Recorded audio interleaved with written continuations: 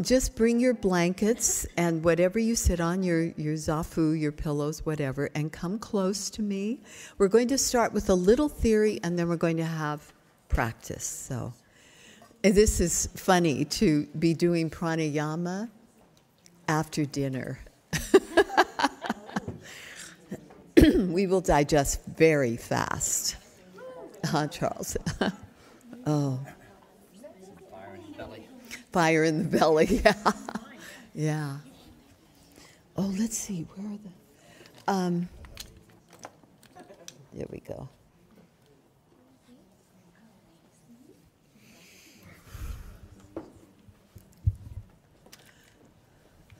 This is a vast, vast topic, and one of my favorites, but in 2 hours, we won't cover it all, of course. There's so much to this. And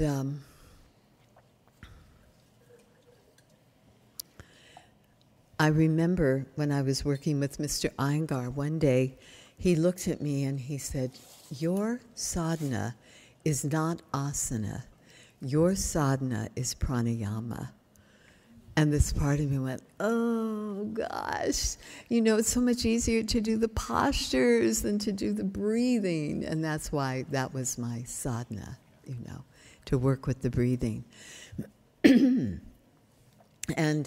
I just wanted to mention that there is a difference between breath and pranayama and prana. And there is a place, though, it is through the breath we come to the pranayama. The term pra means to bring forth. This is the way we non-sectarianly break it down in Sanskrit. Means to bring forth, and na is the eternal cosmic vibration. And as I mentioned in the previous class, then you have prana, is that right? So in prana, and it's a na, where the tongue turns up onto the palate, the frontal palate, just behind the teeth. So it's pranayama. So the ya means ya. And in the Scandinavian countries, when they say yes, they go, ya? Sure, you betcha. My Norwegian relatives said that all the time. So it means yes, really. So you're really bringing forth the eternal cosmic vibration. And the next term is ma, and that is the field of nature, the polarities of nature.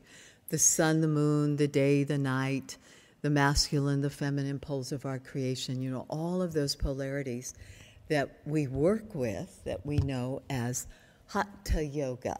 Is that right? The sun and the moon. So everything we are doing in the asana is to have the bilateral balance of the right and the left. Okay, and I'll show that because so this works, pranayama works on the subtle nadis, and nadis are the subtle nerves. They're not the nerve channels, but they relate to the nerve channels.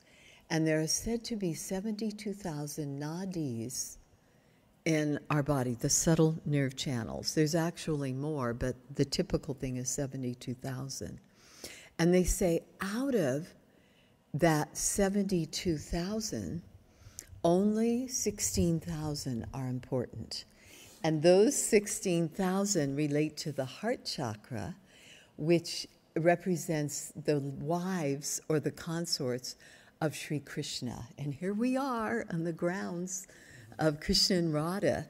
And Radha was the great main consort because she wasn't possessive of Krishna. It's interesting that we're here in this place at this time.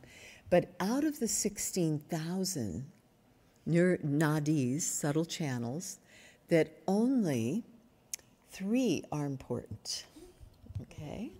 So I will show you those 3. So you all have pranayama.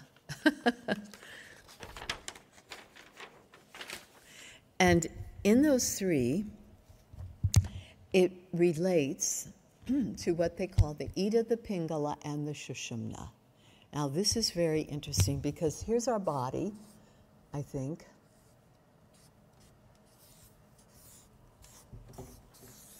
Okay. So those three channels, which you cannot see with your physical eye, it can only be felt with the experience of them, are said to be first the spinal cord, which goes up to the base of the brain, and then it goes into the 12 nerve roots that go into different areas of the brain. And this consists of the 31 nerve roots within the spine, the 7 cervical vertebra, the 12 thoracic vertebra that they used to call dorsal, and then it is the 5 lumbar vertebra, and then there's the 5 sacral vertebra that fuse at puberty, and the 4 coccyx vertebra that fuse at puberty. But when you have Kundalini awakenings, which yoga leads to, the vertebras actually become unfused. There's space between those vertebrae, and there's energy that starts moving and creating that space. Also, the immovable joints of the head, they're not immovable. They actually can move when the energy of prana is awakened. So here, when they speak of the Ida and the Pingala, okay, this is said to originate at the base of the spine, and I think it's in probably the coccyx. I feel it in the coccyx. And those energies move, let's see, we have red and blue. Okay. The Ida relates to the energy on the left side of the spinal cord. Okay. And it's on the outside of the spinous process. Oops, that's the wrong one. Sorry. We want to use red. Okay. And this is known as the Pingala. And the Ida, you're looking at the yogi. There he is.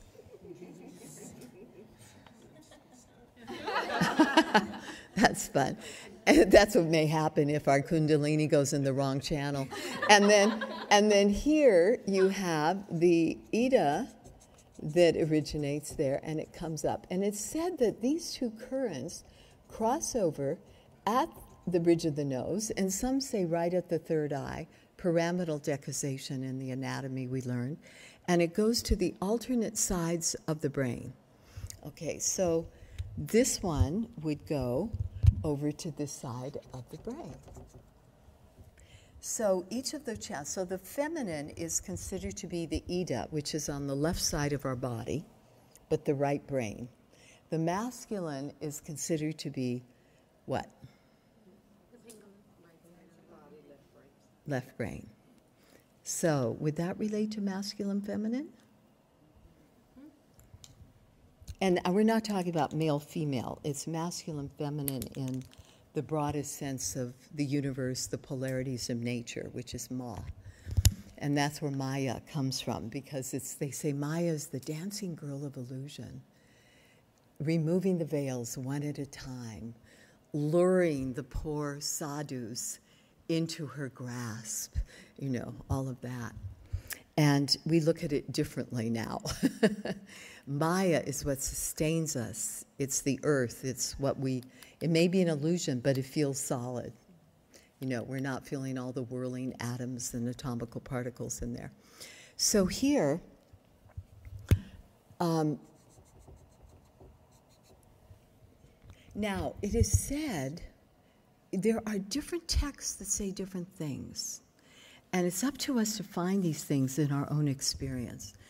Because it is said that some say it's at the bridge of the nose that they cross over, others say it's the third eye, and others say the two of those meet in the hypothalamic region of the brain, which is really now considered the master endocrine gland.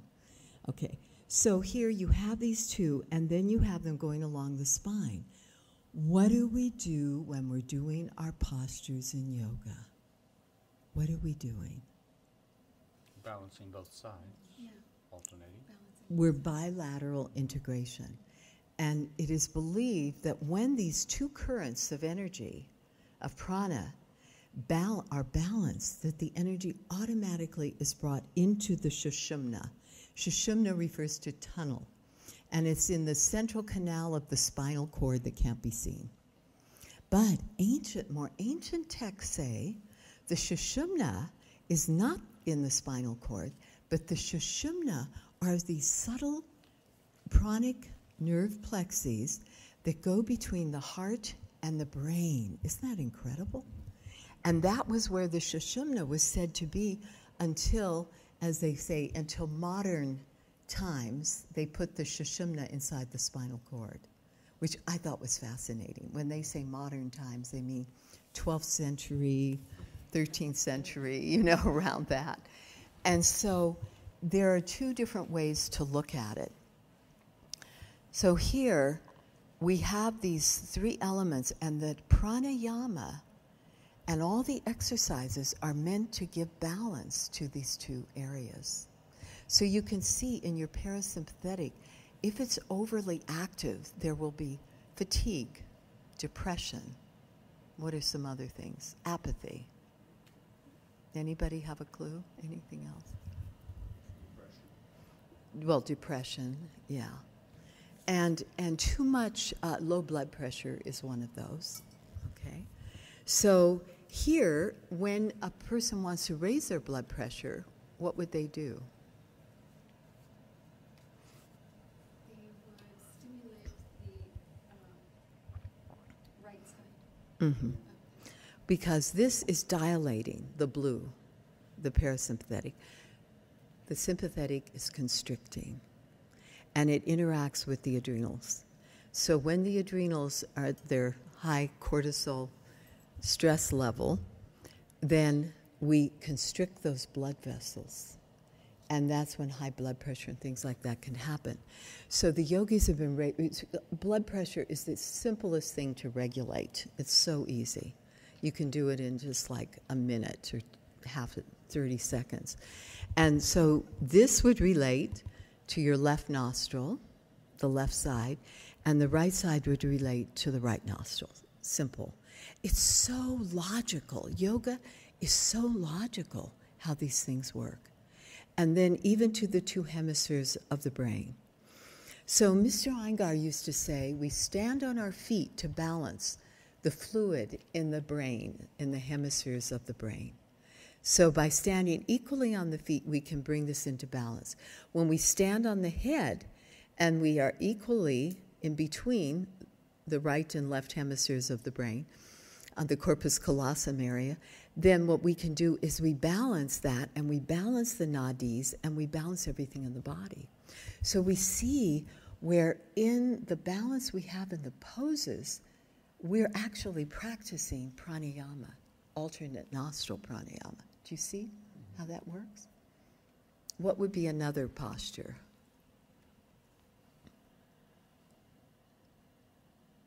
What comes after the headstand? Shoulder stand. So how would we balance those two nerve channels or subtle nerve channels with the shoulder stand?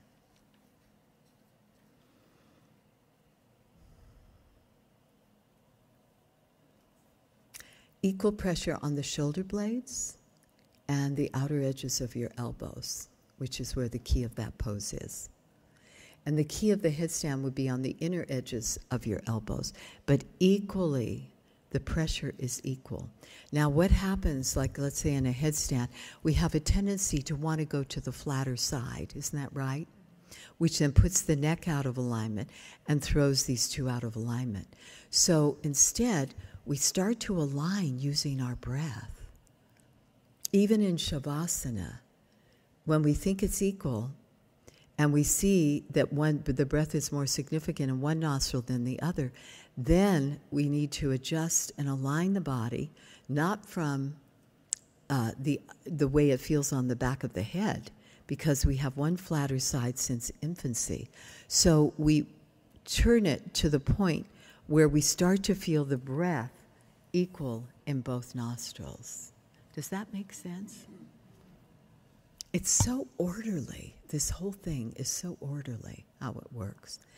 Now, why do we want to equalize the breath in both nostrils? Because it would balance out our nervous system. Yeah, on the physical level.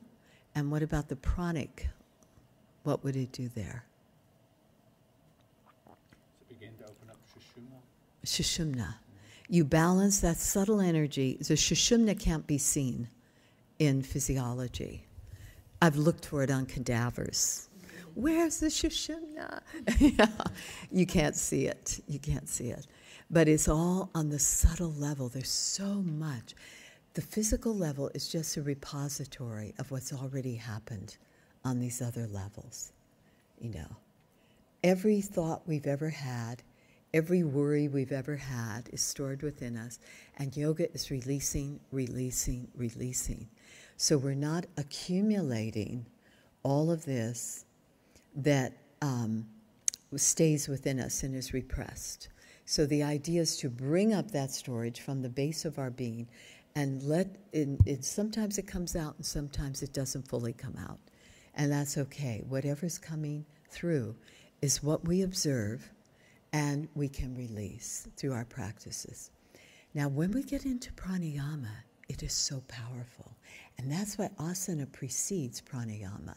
When Patanjali says in the second chapter, and he says on asana, sthira sukham asanam, and sometimes it's usually translated as take any comfortable pose.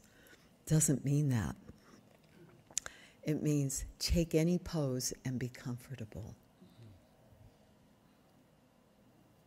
Does that make sense? What does that mean? What is a pose? I have a question, because there's Yeah. two ways to interpret that. And one is take a pose that works and be comfortable in that pose, and the other is take any pose. and be Take comfortable. any pose Yes. and be comfortable. Yeah. Yeah. Which do you favor? Take any pose and be comfortable. Because then what that does is expands the parameter of your consciousness, and you could be with, it means anybody you can be with. You can go into any part of the world and be comfortable. You can be, when people get older, I'm one of those. We can't stop it in this life. But what normally happens with the average person, they start to close in the parameters of their life. Don't you see that? With your parents or grandparents? And pretty soon, there's fewer people that they're comfortable with. Pretty soon, the parameters in which they moved around and get smaller and smaller until it may be their bedroom. It may be their bed. That's all that they're comfortable with. I was thinking of that with these celebrities of the past that are, like Elizabeth Taylor and different ones like that. They had this incredible life. They had these gorgeous mansions and grounds. But where did they end up? And Doris Day. Where are they ending up, or did they end up? In their bedrooms, in their bed, or in a wheelchair. Isn't that interesting? And so what yoga, when it expands our parameters of going into uncomfortable positions all the time, which we call the variations, then we expand our consciousness. So we get comfortable, don't we, in certain poses. Then we say, I'm not going to do any more. This is enough. But then, like in life, it calls us out. It says, no, we want you here, or we want you there. So it's like the variations in asana. We face into that each time. There's a fear. Sarah, your fear of being upside down, you faced it the other day. Got into a handstand. See? Awesome. And your life will change now, It's wonderful. We go beyond those fears and expand and keep expanding the parameters of our consciousness with this. Okay, so your right and left nostril are very important. What would the right nostril be? Pingala. Is that hot, cold, constricting, dilating? Warming, constricting. Left brain. What? Left brain. Left brain. More alive, more awake. Yeah, the adrenals get involved with that one. Okay, what about the left? Ida, Ida? feminine. Cooling, spatial, dilating, soothing. Don't we need that more in our culture today? We were talking about technology in the previous class, and technology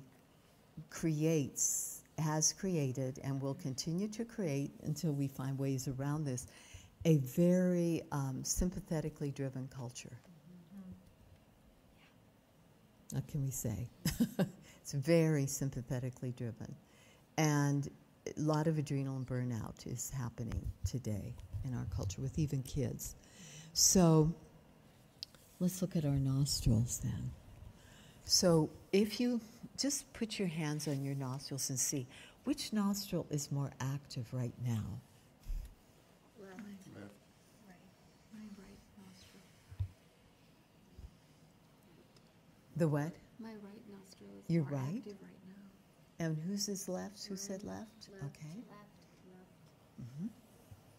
Believe it or not, when we're digesting, we need the digestive fluids, and that's controlled by the left nostril.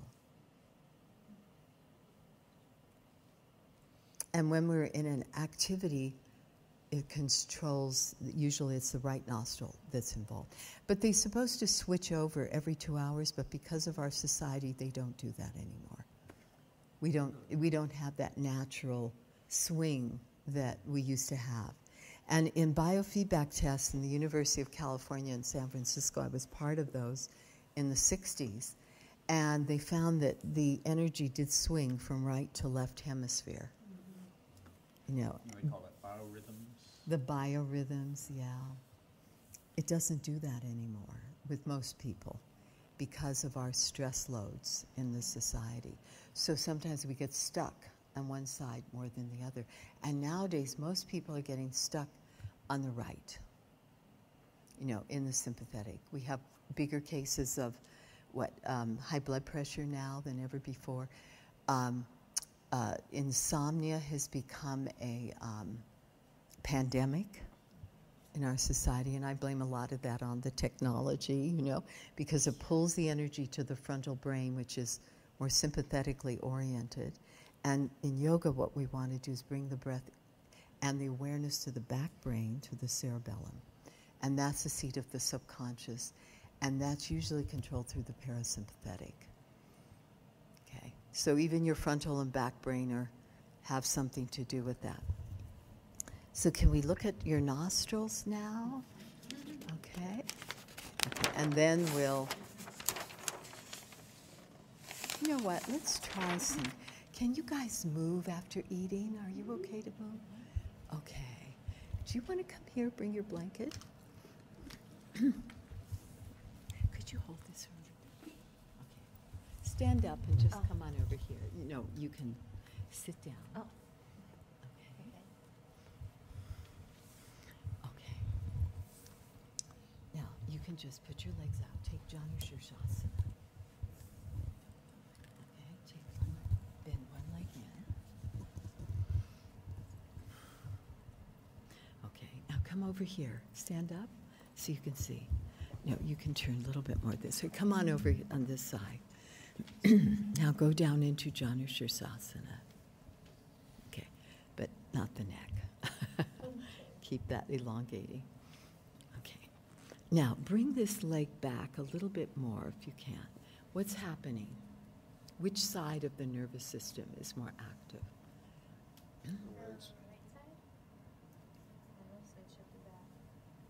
Which side is more active? The left side stretching. Yeah. Can you see this? Yeah, along the spinal. Remember those nerves that come down here? So which side of your nostrils do you feel the breath in a little more? Right now, the left. Okay. But Now. it was left when I was sitting. Right. You had it on the left. So how would we do pranayama in this asana? To balance it out, you would close off the left nostril. Mm-hmm. How can we do that with our body? Extend through both sides evenly. Right. That's it. So what would I ask her to do?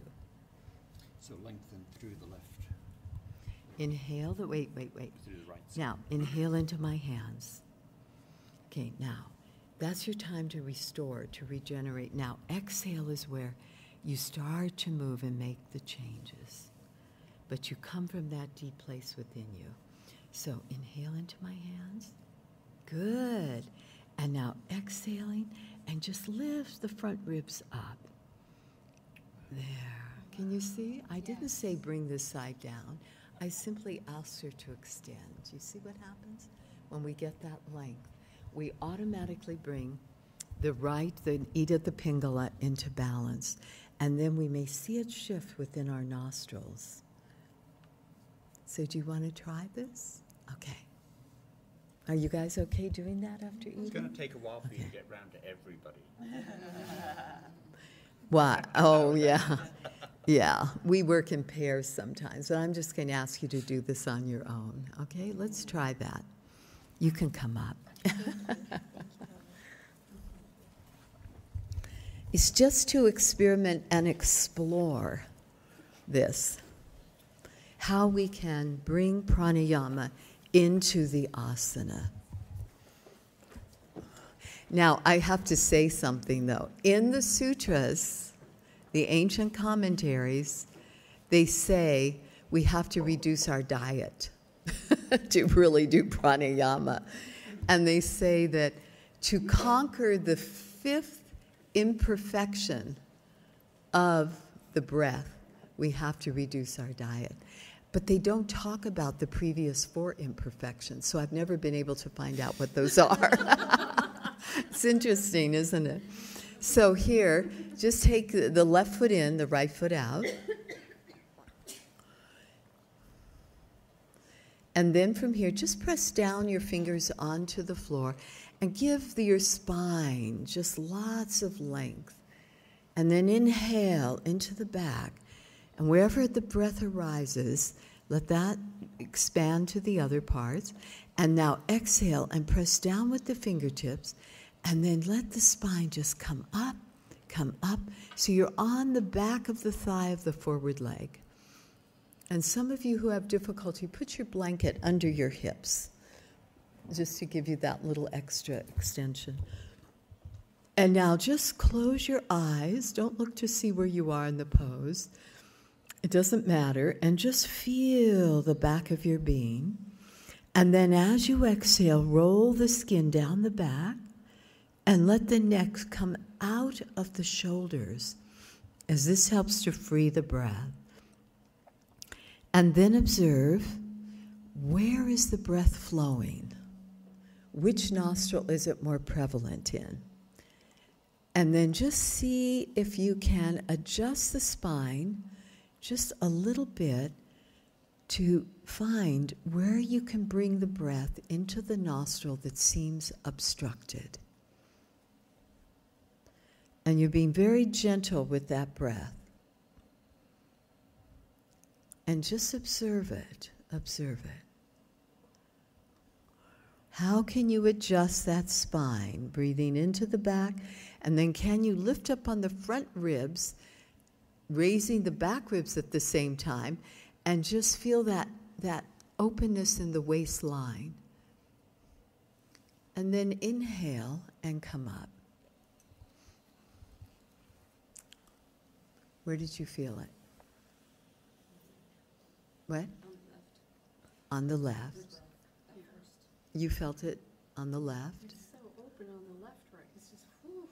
Mm-hmm. Yeah. Anybody else felt the left?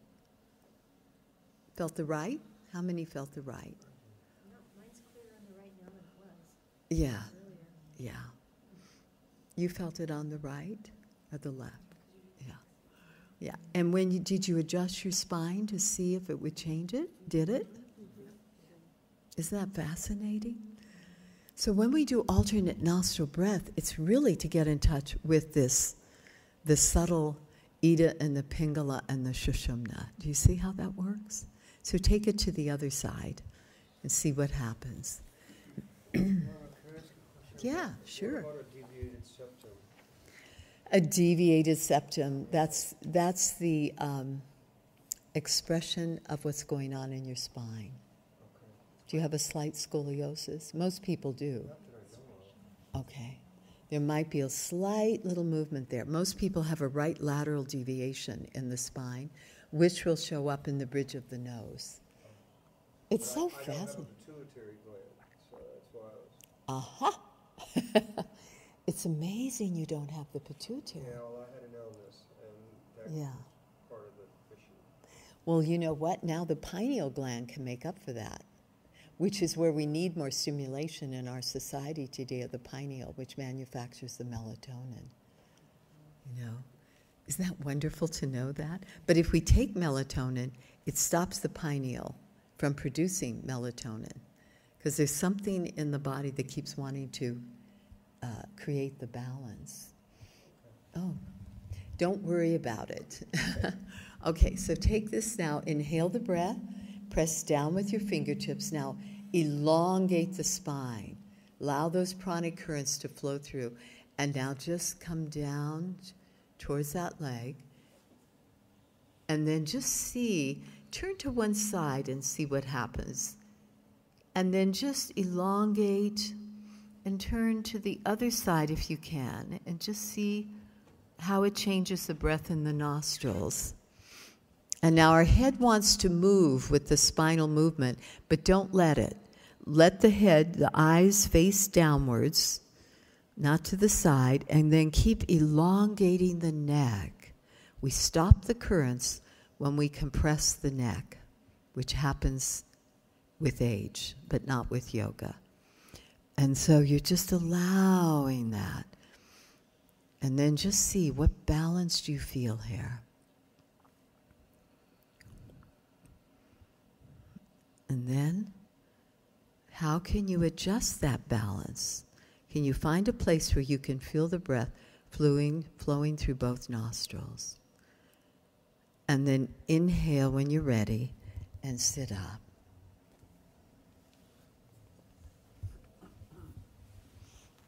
What'd you find? What did you? Yeah. When I moved just the lower part of the breath, it didn't change the breath. It was keeping my head center. But if I was able to lengthen and move the upper part of my mouth, then I could change the breath side to side. Mm. Yeah. Isn't that fascinating how that works? The right and left parts of our being. It's very fascinating. Okay. So just come on over here, and we'll take another practice along this line. Stand up and come here.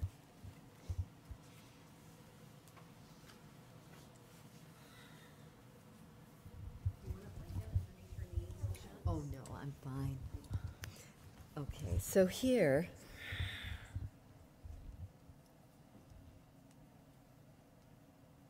I'm still exhaling, by the way.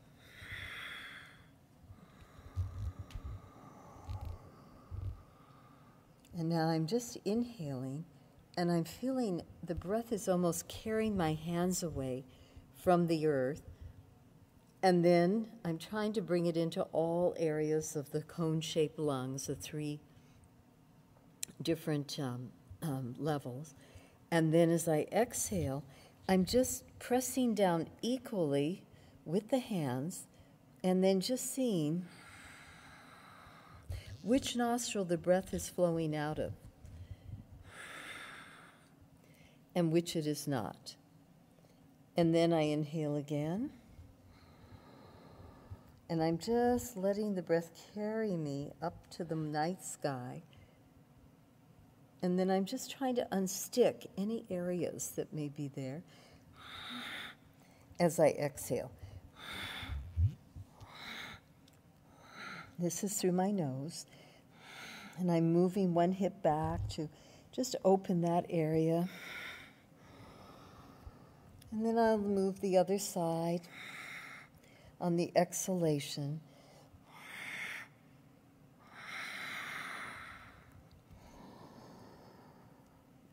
And then as I exhale, I move the tailbone back but I'm sort of moving one hip and then the other, and the navel is totally, totally passive as the skin moves down the back and frees the neck. Can you see that? Mm-hmm. And when you free the neck, you free the breath. And then you can come back into the fetal pose and just see, where did anything open for you? So just try that, and let's see what happens with our nostrils. First, with your hands in Asana, the cat stretch, and just see what you feel. Press more with one's hand and see which nostril you feel it in, and then press a little bit more in the opposite hand and see what nostril you feel it in. And then can you find that equality of pressure by feeling the way the breath feels within the nostrils? What's happening here? And then when you can feel that equality, press down equally with the hands and let the breath come through the soles of the hands up to the armpit, up to the dome of the shoulder blades, down into the ribs, and down into the sacrum. And then as you exhale, let the base of the skull move towards me as the tailbone moves back and up towards the night sky. And just bring the base of the skull forward. As we free the neck, we free our breath. And then just see, as you breathe in this time, you're drawing the breath in and rounding the back. This may seem opposite for some of you, but just try it. You don't have to do it forever. Just try it. And then as you exhale, how much length can you bring to the spine? Letting the back spine move to the front body, elongating the neck, and observe the nostrils. Observe. And then come back equally with right, left buttock into the fetal position, and just see as the spine moves in, as the hips move back, what is happening within the nostrils? Where is that pressure on the hands? On the buttock as it comes towards the heels, if it can. And then just inhale and round the back to sit up.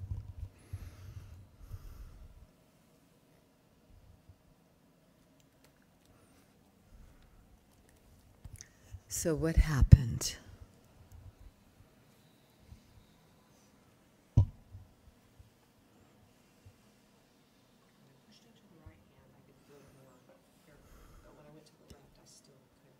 You couldn't feel that one. In the right, yeah. Anybody else? It felt even? It's feeling more even, like remarkably more even. Mm-hmm.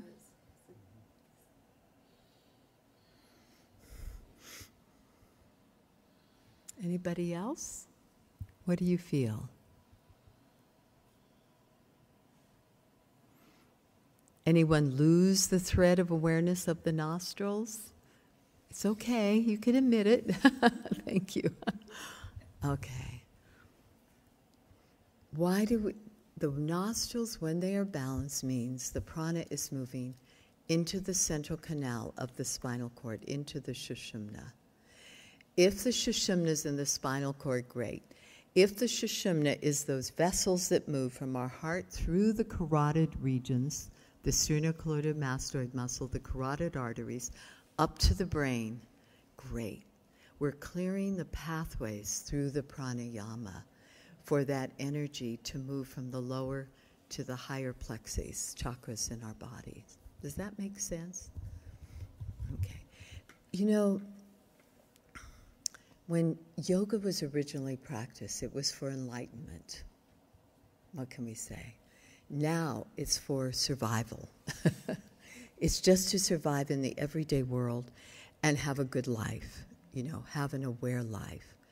But originally it was all intended to awaken that little sleeping serpent in our being and to bring us into that consciousness of universal life. I had all male teachers in the beginning, in the 50s and 60s, and I began with pranayama.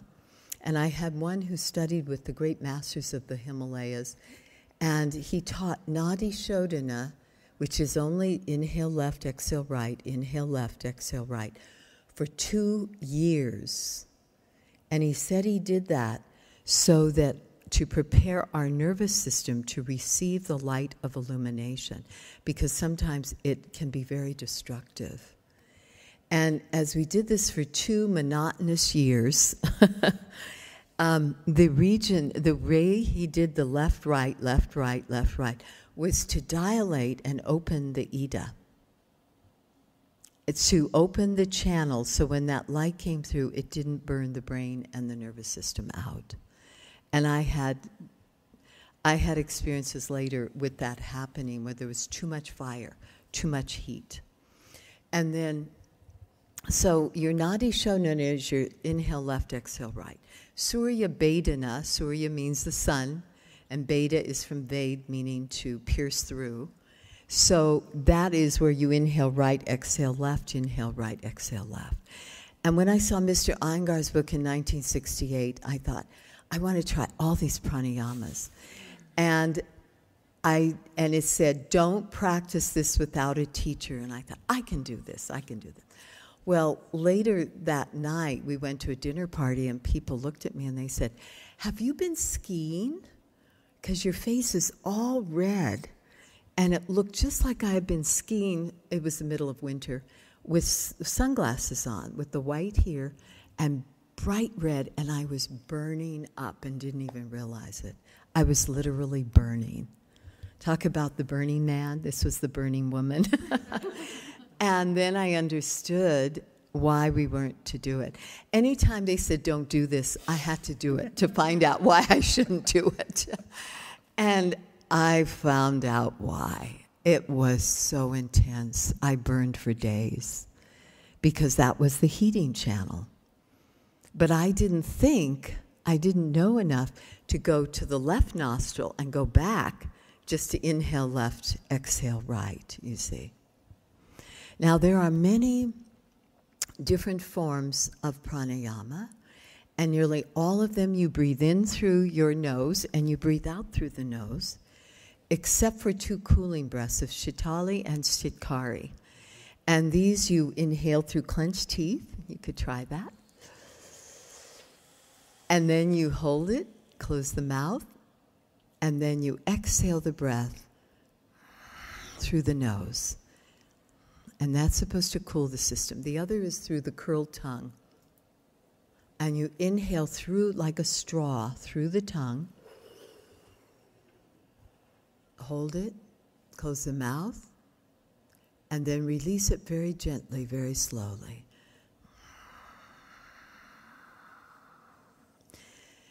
And then, of course, there's the wonderful ones of Bhastrika and Kapalabhati, and which we know as the Kundalini breath. I don't do those anymore. I've gotten too sensitive for it. And what they're really intended for is people who have phlegmatic conditions, a great deal of mucus in the body, and it burns that. Now, Yogi Bhajan, who I knew years ago, he used the Kundalini breath, which is really the Bhastrika, the fire breath, and he used that to cure people of heroin addictions, of any kind of drug addictions, and heroin was a big one. And he was able to cure people with those addictions using that particular breath. However, I think in our society, and if we live in a hot climate, and because we're dried out with all the technology and all the EMFs that are all around us, we're so dried out, and people's joints are dry. There's so much arthritis today. And so we don't need those heating breaths. We have enough of it coming off our screens, of our smartphones. I still have a dumb phone. And the smartphones and all the technology. So that is like burning. That's creating that drying to the mucous membranes of our body. And when we dry the mucous membranes is when psychic experiences happen. All of our senses become very acute. We can see things for blocks around. We can hear things for great distances. All these powers come up from it. But that heat can go through the membranes and the myelin sheaths of the nerves and cut in and weaken the nervous system rather than strengthen it. So the way I'm giving you of the breathing is to strengthen your nervous system, not to weaken it, unless there's special conditions. Like the Kriyas are meant for special conditions when there is a great deal of imbalance. But we need more of the Ida influence in our life. We need more of the calming influence than we've ever needed before. And even sometimes, to bring us into balance, we need to go out of balance. Have more of the soothing, the calming, to bring the system into the balance. So let's lie down. We'll turn the lights low. And you know what I'm going to ask you? Do you have enough of your blanket to fold it like a fan and create like a very narrow little area here? Okay, like this. And then, come on over here, I'll show you what I'm doing. Do you see where I'm putting the blanket? It's not under the lumbar. It's under the bottom rib, T12. Do you see that? Mm-hmm. So my lumbar is free, and then as I raise my hips, I can elongate. Now, so you see what I'm doing here? Mm-hmm. I'm opening the channels of the breath.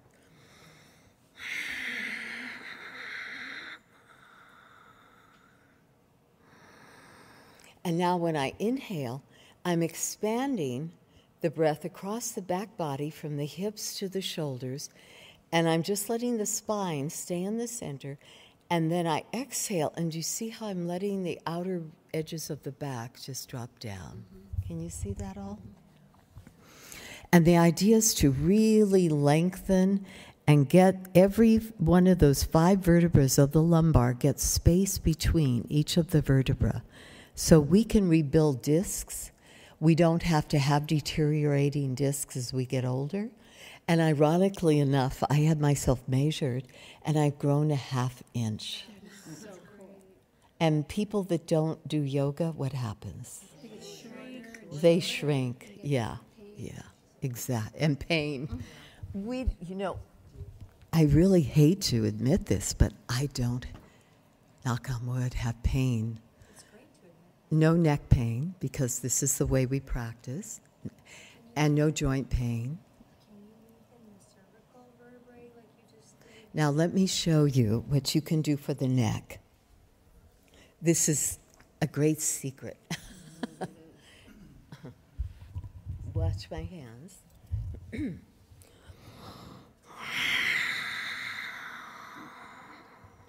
What am I doing? Traction. And then I bring the base of the skull, and this would be a preparation for Sarvangasana, but all your poses, you're extending out without shortening the neck, and you elongate the throat as you're elongating the back of the neck, and it brings the energy from the back brain across the skull and down this way, and it draws the energy back to the pineal gland, which suffers in our society today. Every time the light's on, the pineal is affected. And that's what needs the darkness to manufacture the melatonin. But here, and usually we're a frontal brain society, we aren't getting that energy back as we should. And the moment it gets back there, I feel something open in the nostrils. And you see the top of the crown of the head should be slightly higher than the chin. And when you do that, the energy moves back to the back brain, not pushing forward. Now, if I did this, where's the energy? Where's the prana? On your forehead. Yeah. And then you see if people are in Shavasana like this, they cannot relax. And the eyes will go up It'll be hard to close the lids, and it's not Shavasana. Shavasana is a back-brained, left nostril activity. Okay, so you're going to just get into this position now and see what happens. Make sure it's really narrow so the sides of your spine can drop down on both sides. And just clasp the fingers at the base, at the back of the head, and just elongate the head, the neck. And then inhale, and this time, instead of just feeling it to the belly, how much time do we have? An hour. Okay.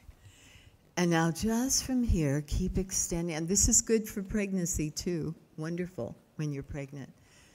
And now with the hands on the back of the head, you're going to lift so the chin's coming in towards the heart center, but then elongate the front of the throat as much as you can. And then just do like a backstroke in swimming. On your exhalation, as you inhale, it's a time to recenter, to regroup.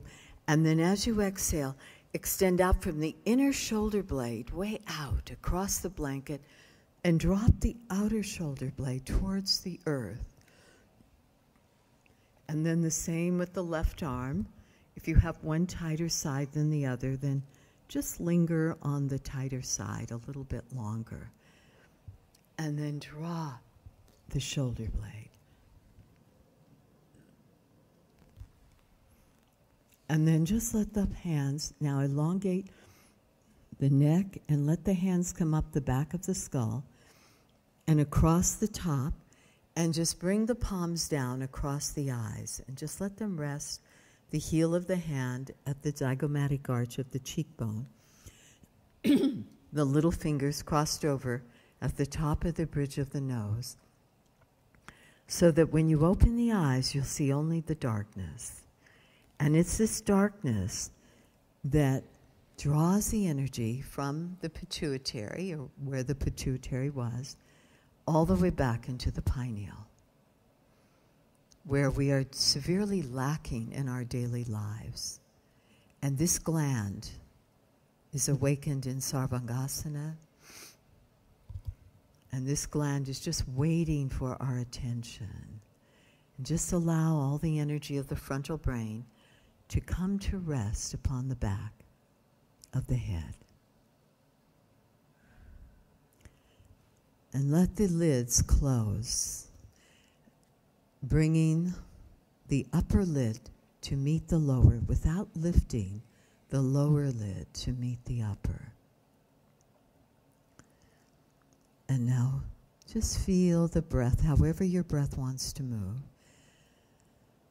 And then just allow the hands, when you're ready, just to slide down across the heart center. The left hand on the heart and the right hand over that.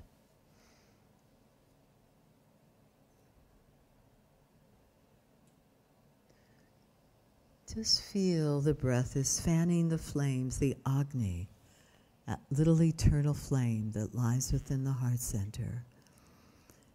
And then let the hands just slide down to the belly, keeping the knees bent if you can. And then just feel the energy out the belly. And each time you inhale, try to put the energy into the back of your body. As moving from the shoulder blades away from the heart center, moving now the right, the left kidney and the adrenals that sit above it away from that pelvic or that solar plexus, way out, opening the solar plexus horizontally. And then on the next exhalation, or when you're ready, slide the hands down to the pelvic plexus. And just feel one hand, you could keep the left first, which draws the energy out, and the right hand pushes the energy in. And then just hold that for a moment. What do you feel in this region? And you feel the right and left hip coming into alignment. And then just when you're ready, slide the hands to the thighs, the upper thigh. And exhale and just push the thighs away. And now breathe in through the entire spectrum of the back if you can, keeping that space in the sacrum. Can you feel it in the back of the sacral bone as the sacrum or the pelvic bones move away from the sacrum, opening the SI joint is where that bionuclear, psychonuclear energy begins to manifest. And then keeping that length, can you feel, as you exhale, the ribs moving into the spine? Each rib has a synovial joint where it attaches to the spine. It's filled with fluid and is subject to arthritis. But with the breath, we start to increase the fluids here. And we start to feel the ribs moving a little further out than they have before. Keep the lumbar passive and elongated. And just give a little bit more stretch, move the thighs away, giving lots of length. And then just from here, let your hands come down to the side, turning your palms up, receiving the energy of the stars, the moon, the galaxy, which quiets our mind through the breath in the left nostril. The mind becomes very quiet, but see if the breaths can be balanced in the way you're resting. And when it is balanced, the energy moves to the center point of the nostrils, which says, it's in the Sushumna now. It's in the area where all yoga, hatha yoga, is to bring the yogin towards. Then even from the back, just check, are your shoulder blades resting equally? Is the back of the head equal? Not the way it feels on the back, but by the way it feels within the nostrils. This is Nadi Shodhana. This is the alternate nostril breathing. How are your heels? Do you find that the heels are resting equally on the earth? Just give a little pressure if you're not sure to just see, can you equalize that movement?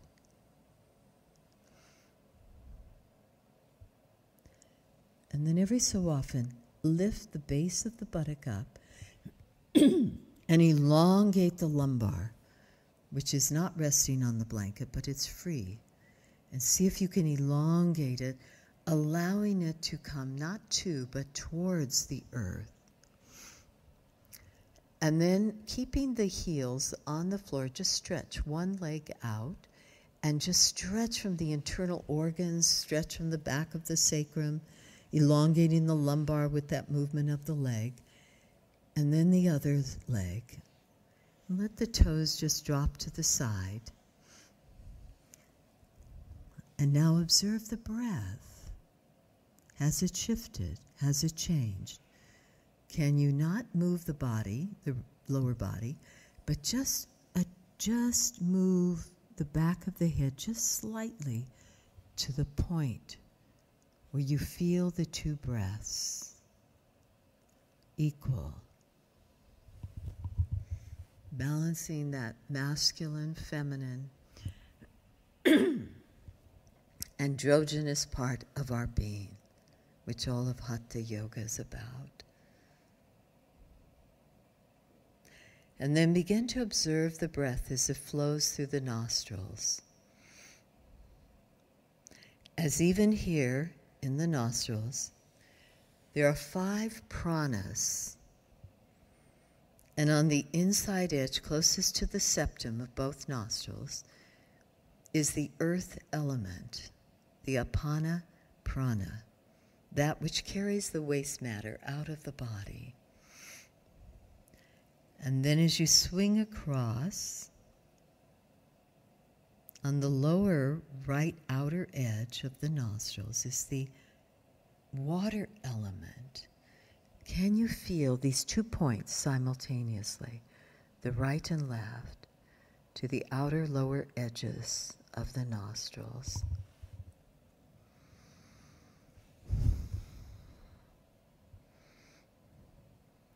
And what might change near the septum? And travel upwards to the outer upper edge of the nostrils, right and left, where the fire element resides. So we find the chakras even within the tissues and the elements of the nostrils. As this would be the Manipura chakra, the third chakra. And then just travel around to the upper edge, close to the septum, which is the Anahata chakra, the air element. This is the prana currents. It's the one on the outer edge. The upper edge is the fire, the digestion. And then, as you come from the septum, come to the very center of the nostrils. This is the ether element of the throat, the Vishuddhi chakra.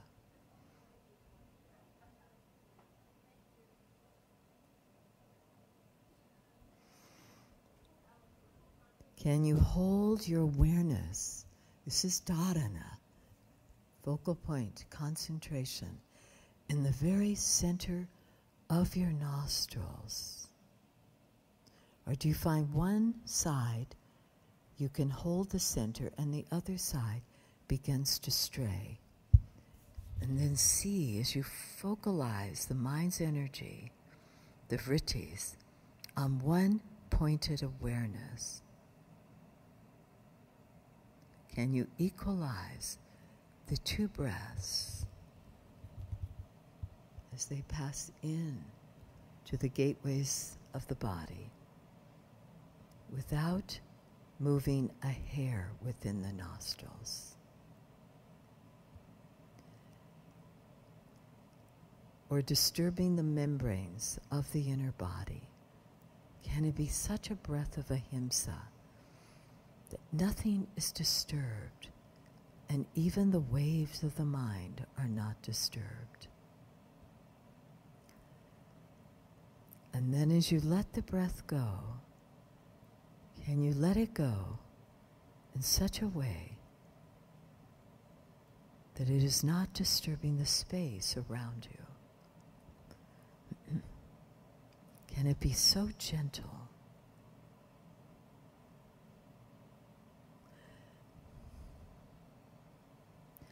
There is a point of conversion where breath becomes prana. It's like a gear shift.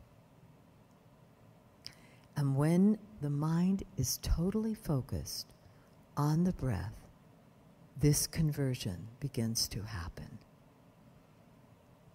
The yogis say if we practice pranayama with a restless mind, it will produce more restlessness.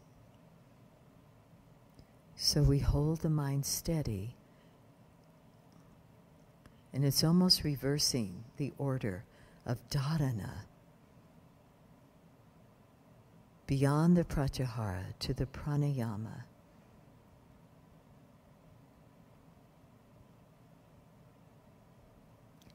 What is happening? Try to keep the mind from going into sleep, into nidra, but just keep it, if you can keep it on the breath, there's a shift. And that's where breath becomes pranayama.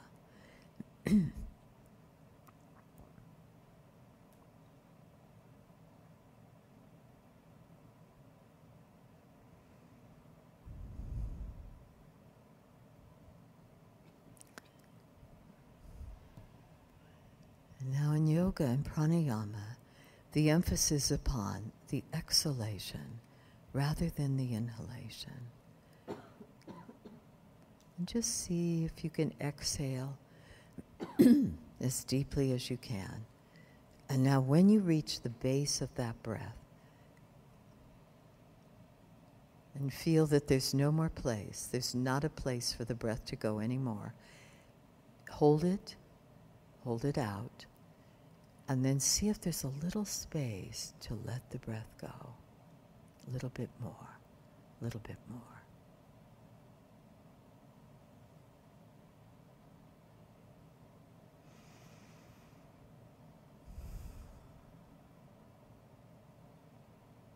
And then when the new breath comes in, try not to let it rush in, but as you siphon it in slowly, that's another point of conversion where the breath becomes prana.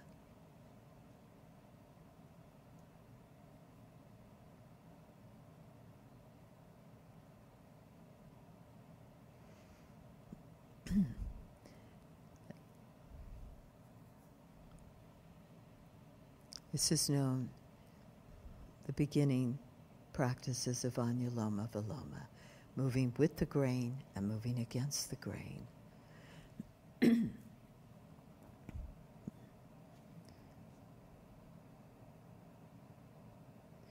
And then just inhale the breath,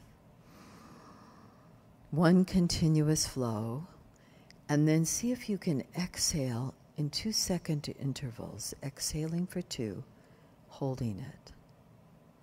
Exhaling for 2 and holding it. Exhaling for 2, hold it out.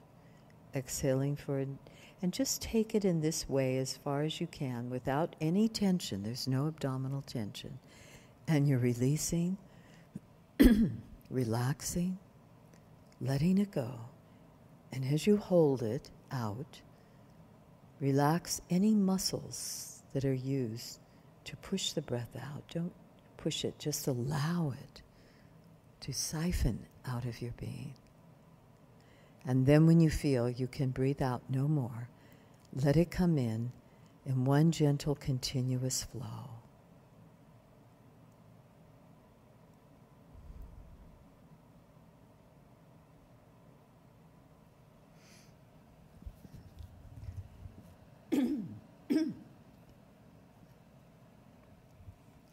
And then just even, easy breath. Those of you who can keep the thread of concentration, dharana, just observe each incoming, outgoing breath without attempting to change it. Just allow it to be. Like the people in our lives, allowing them to find their own path.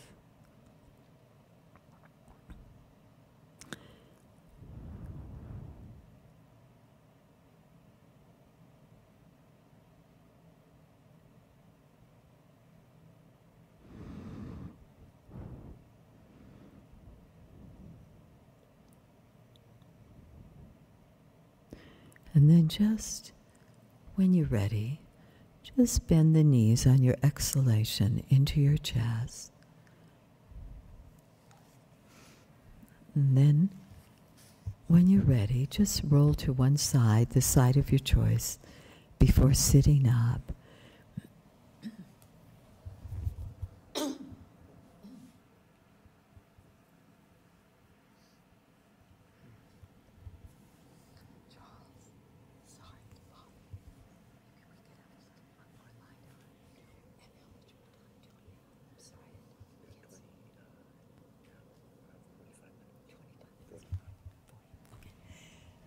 Just come to a sitting position whenever you're ready.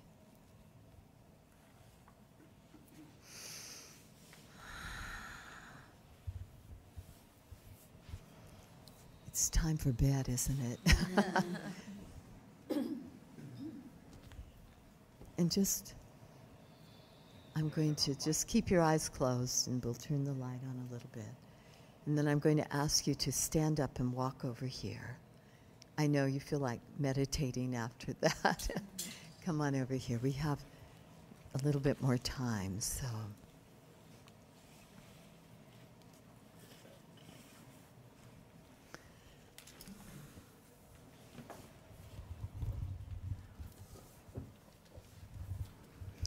So,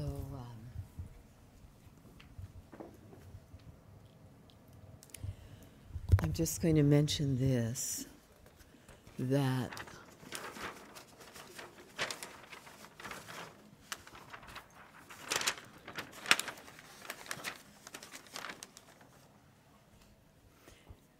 how many of you could stay with it?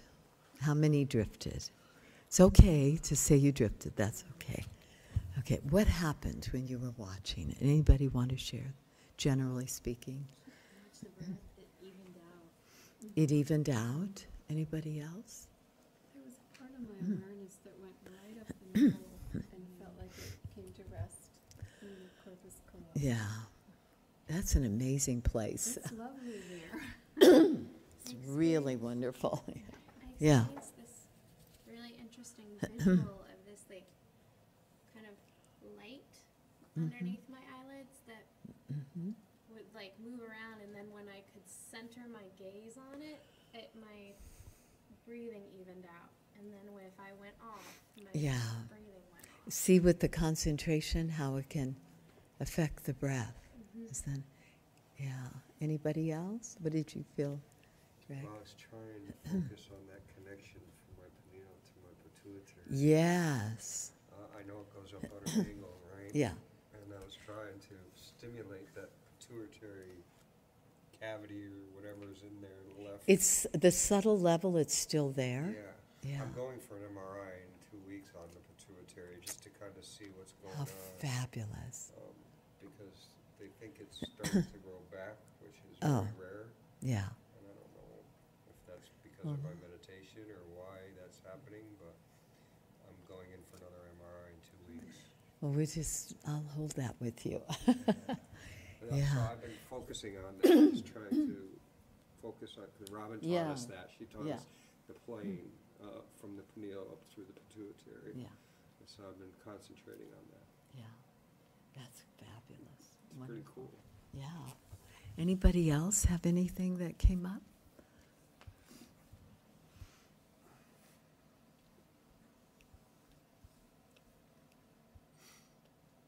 You sure? Nothing happened? Who drifted? I drifted. Yeah. I was gone. I was saying. I still. You drifted. needed I that. was holding on to your voice, but Yeah.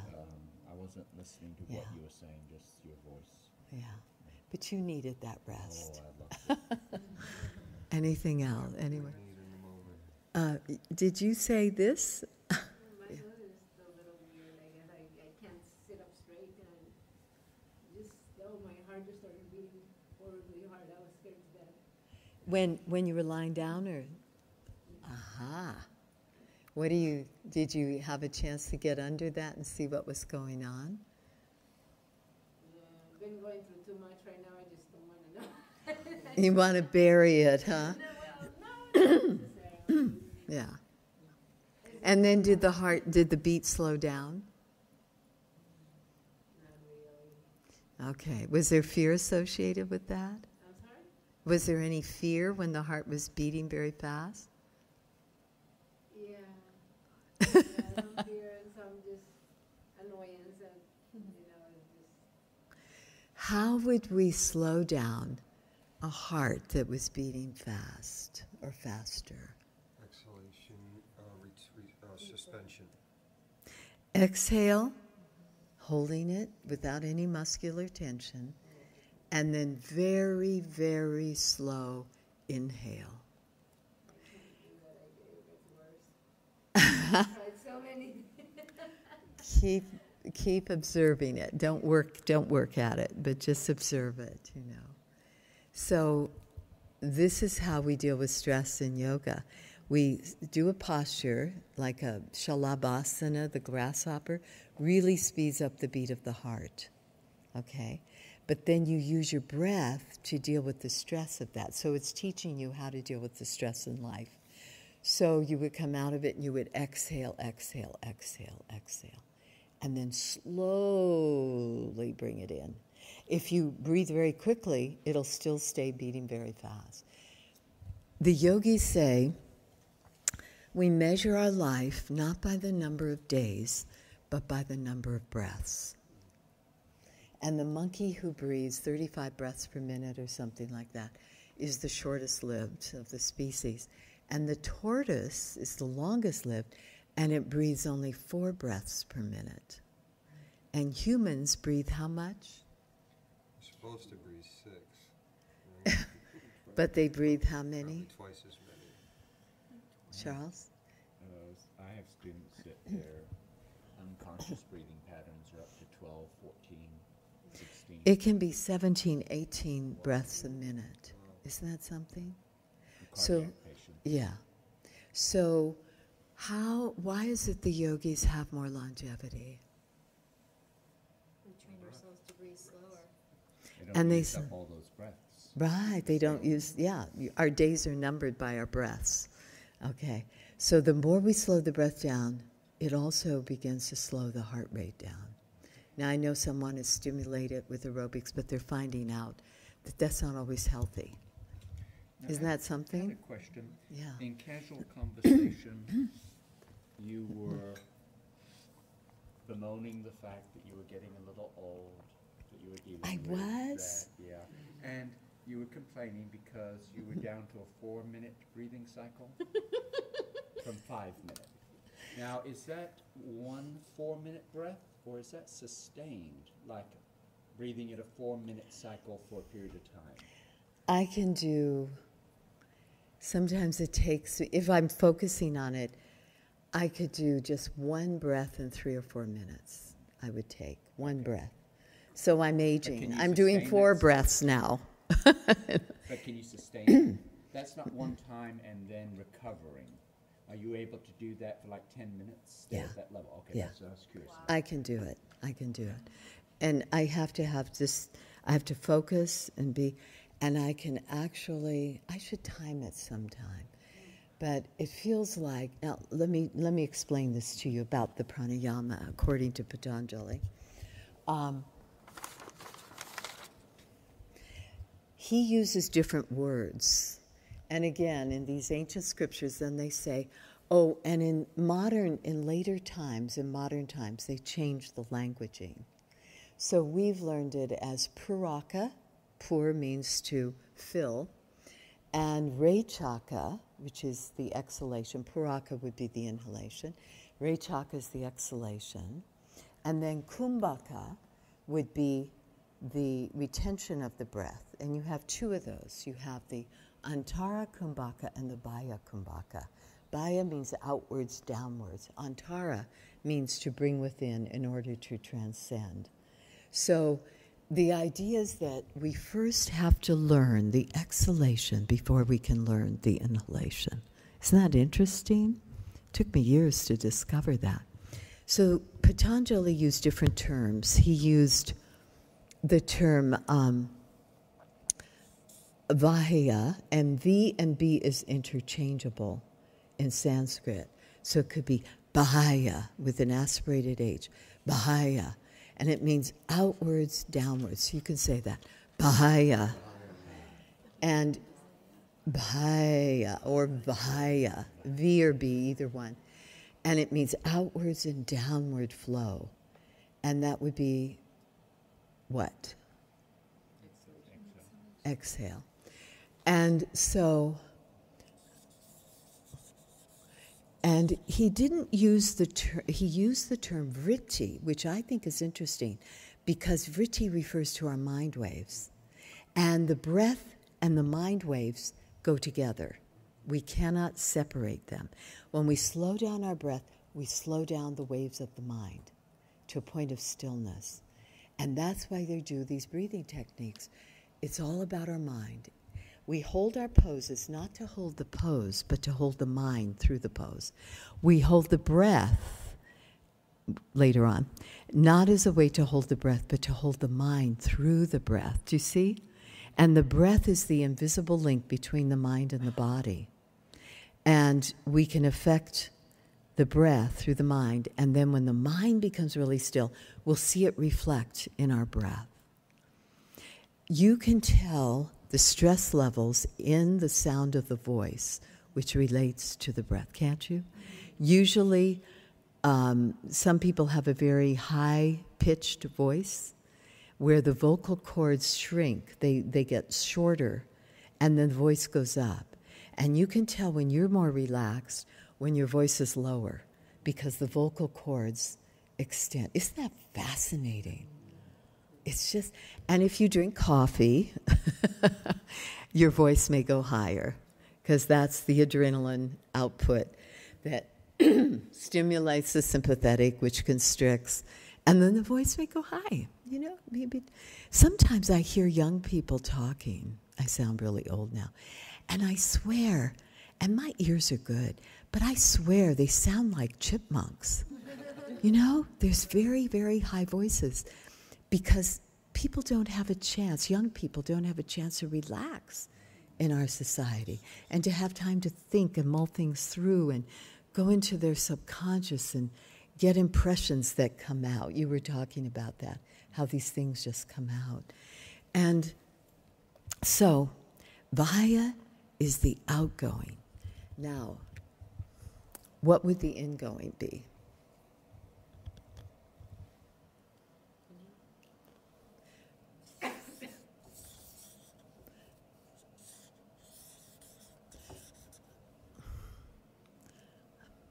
Abhaya.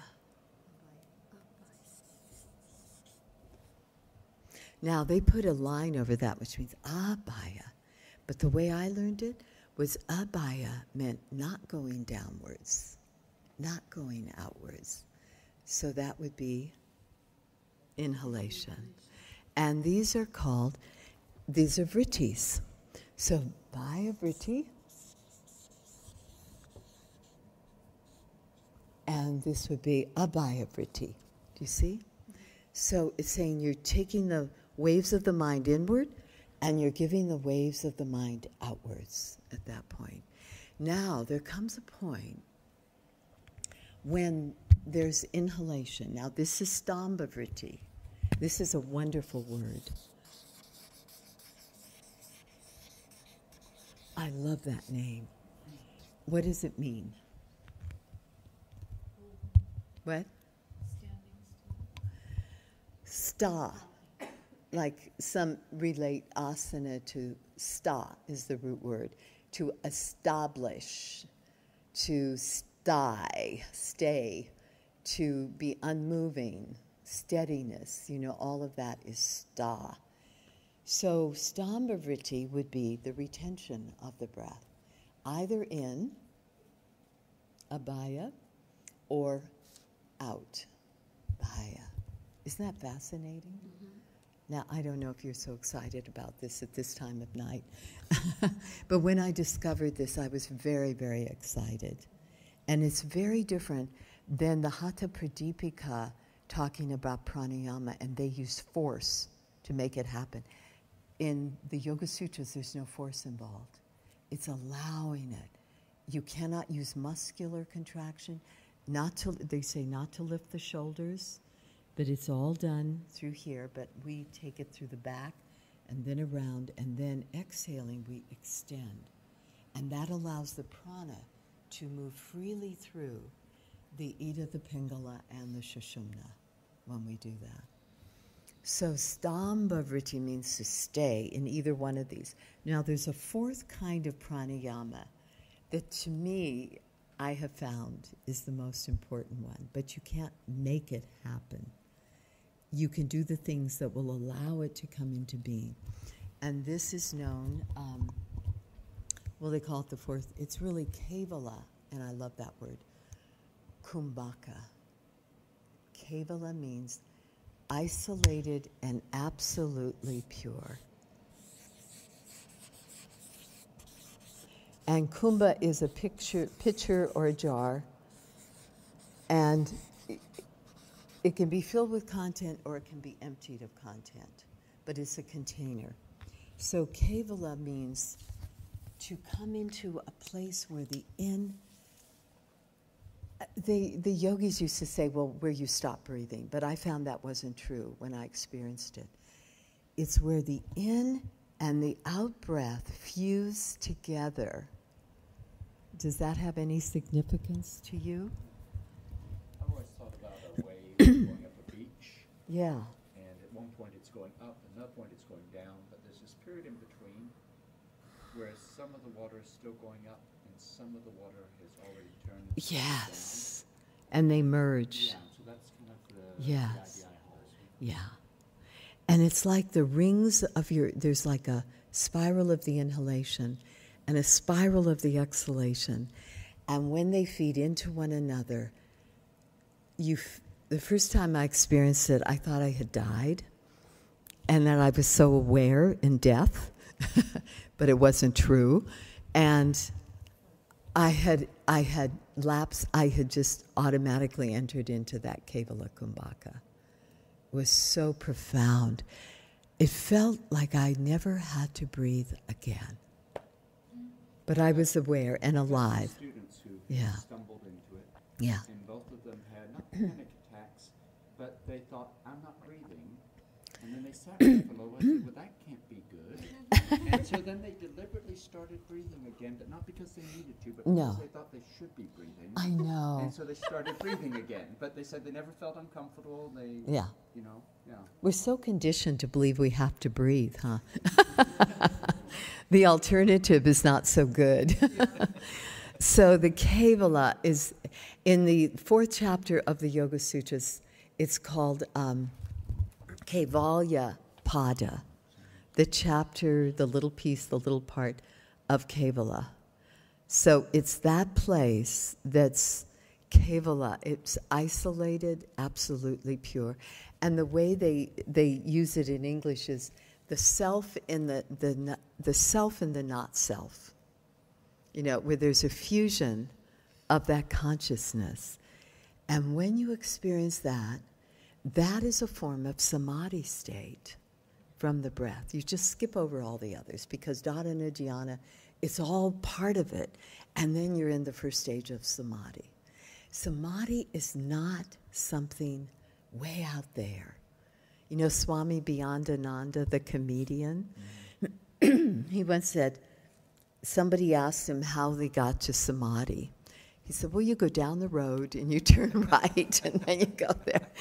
And it's not outside of ourself. It's so easy to come into that first stage of samadhi with form. When we do these practices, there's a reason for the order of these practices in Ashtanga Yoga. There is a reason. But sometimes when I went into that stage, I thought I was in samadhi. I could have been in pratyahara, where the senses, when you use the breath will carry you into the true state of pratyahara, where it's hard to do it on your own. I tried it for 2 days, lying face down on a bed with the Shanmukhi Mudra, covering my senses, and just not looking at anyone or anything, just being there. I couldn't get into pratyahara. But I went into pratyahara through the breath. And this Kevala Kumbhaka comes from the out-breath. And Patanjali, I said it in the class earlier today, Patanjali says in the first chapter, in chapter 1, verse 34, we still the waves of the mind is one of the many waves he gives, to still the waves of the mind, which is the essence of yoga. And this way he gives is, he says, is through the exhalation. He never, ever, ever mentions the inhalation. And as I was saying before, it's in the exhalation, and he said, the ego unravels itself, as I said earlier. Don't you? I love that. I don't know how you feel about that, but I sure like it. So that's why many of us teachers have started teaching and moving on the exhalation. And what happens there, we strengthen the nerve sheaths and the pranic sheaths. They become so strong that nothing can shake you. Well, maybe a few things, but very few things. And you become so strong inwardly which then you can be soft outwardly. You see? Because you have that strength within. And anything that you may have attracted before in the way of people criticizing you or saying things to you will not happen after a while, because they will feel that strength that you are building within you, and you will not attract that negative energy. It's when we're weak inside, we're not sure of ourselves, that this comes on us. Okay. So we're going to do a practice that may help us come towards that Kevala Kumbhaka. And I just started you doing this, and this is the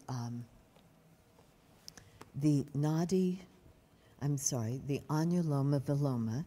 Charles, can you hold this for me? And here, I'm taking my same blanket. And just come on over here. You can stand up for a bit. Then we'll lie down.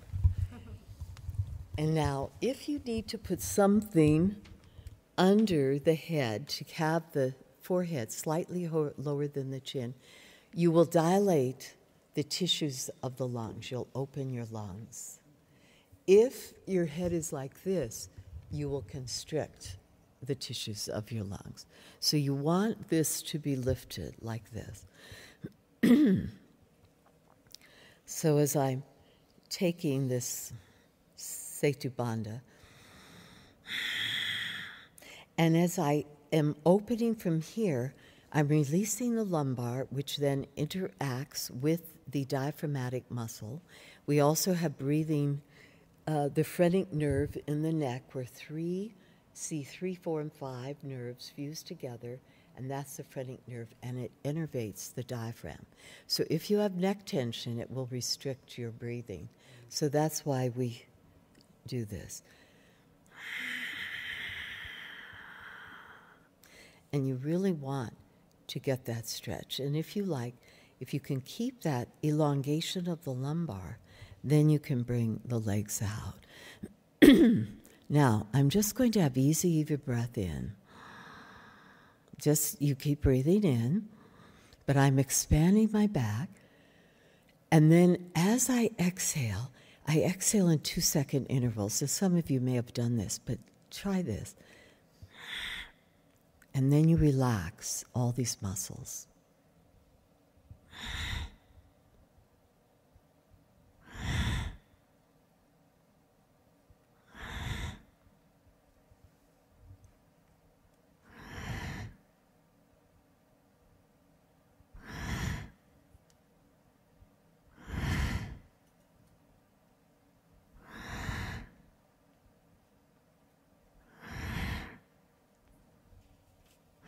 I'm still exhaling. So you go on, and I don't want to take up our time. I'd be here for several minutes. And then each time you think you've reached the base of that breath, you just relax and relax the mind, because fear comes up. Fear of what? Death. Suffocation. What? Death. Well, that's a good fear, yeah. What else? The unknown. And we're afraid we won't get any more breath in, don't we? And then what do? We reach the base of that. 2 seconds.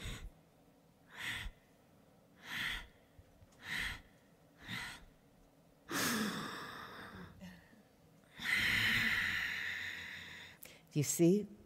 Now we can train our mind, we can change our lives, we can do everything as we learn not to be fearful of giving too much. Giving too much of ourselves through that breath. Okay? So shall we? So what do we do when we get all the way out of it? Are we what? What do we do after we get all the way out? What do we do? Oh, when we keep exhaling and exhaling. You may go on for 1 to 4 minutes exhaling. When you reach the bottom where you really are at the bottom, then what? Then you slowly, it's like you siphon it in through, I don't even think of the nostrils when I'm doing this breath, but you slowly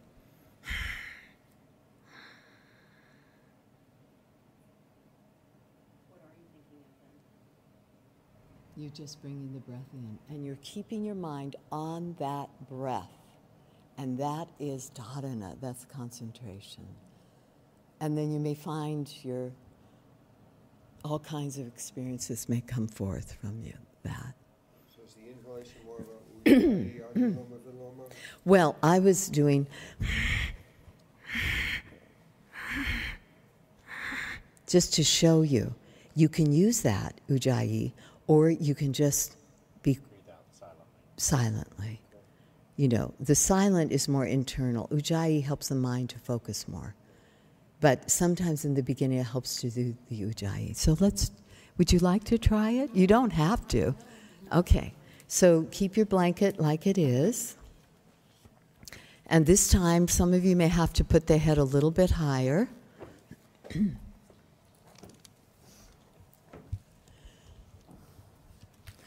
Whenever you want to lower your blood pressure, you want to reduce the stress levels, you want to sleep at night, you use your exhalation more than the inhalation. So first, with the knees bent, take your palms to your thighs once more and see if you can't lengthen on the exhalation a little bit more from one side to the other, one side to the other. And then you'll be able to do this in asana. When you start exhaling a little bit more than you inhale, the poses seem to open, space is created. Exhale.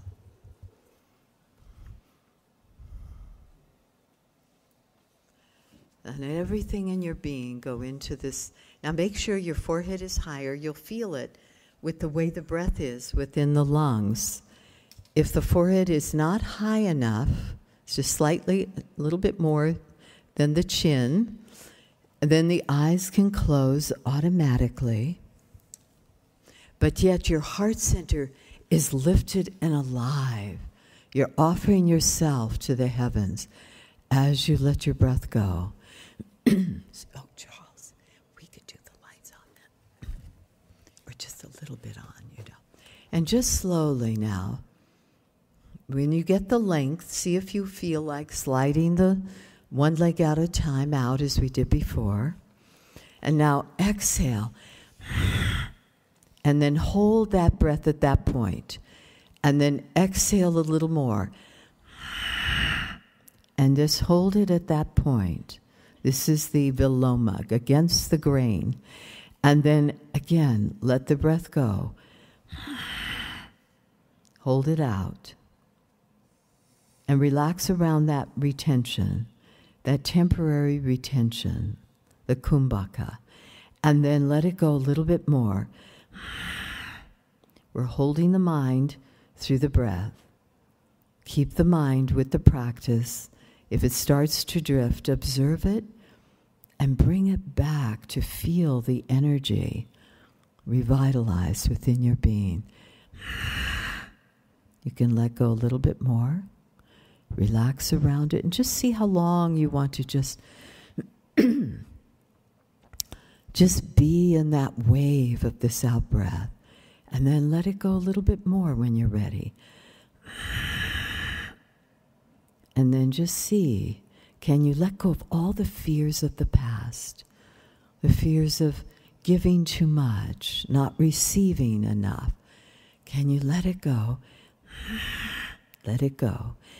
And then when you feel you've reached the base of the breath, can you linger in that state of suspension? It's like the spaces in our life where one era has ended and we have yet to see where we're going for the next. So through this breath, we learn how to live our life more freely and let go a little bit more. And when you need to breathe in, siphon it in very slowly. And then just observe, as if sipping it through a straw, through the sushumna of the central canalis of the spinal cord. Strengthening those nerve sheaths so they're so powerful they can withstand the light of illumination. And you're just bringing that breath in And then if you feel any tension in your upper body, stop the breath at that point. And then even easy breathing. Just inhaling, exhaling as you will. This is how we begin this process.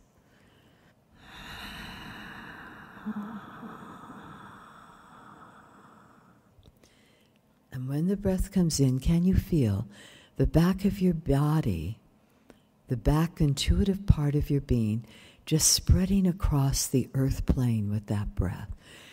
From the shoulders to the ribs, down to the sacrum, the pelvis.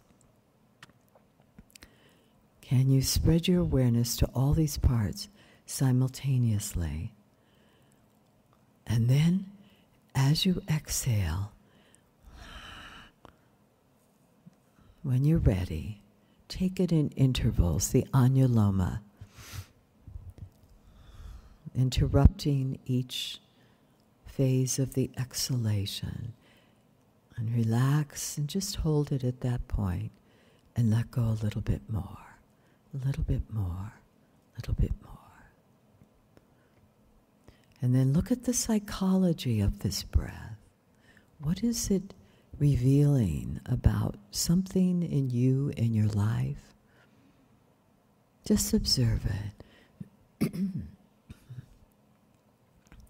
And then when the new breath comes in, see if there's a gasping, a grasping for this. And can you slowly bring it in? And don't feel like a failure if you can't do it every time. Just let it be, it's okay. And then just next time, just see if you can slowly bring it in, feeling the back of the body widening and expanding. And then, even easy breath. Just take a few even easy breaths. And you wouldn't start out doing a lot of these at one time. You could just do one or two. And be gentle with yourself.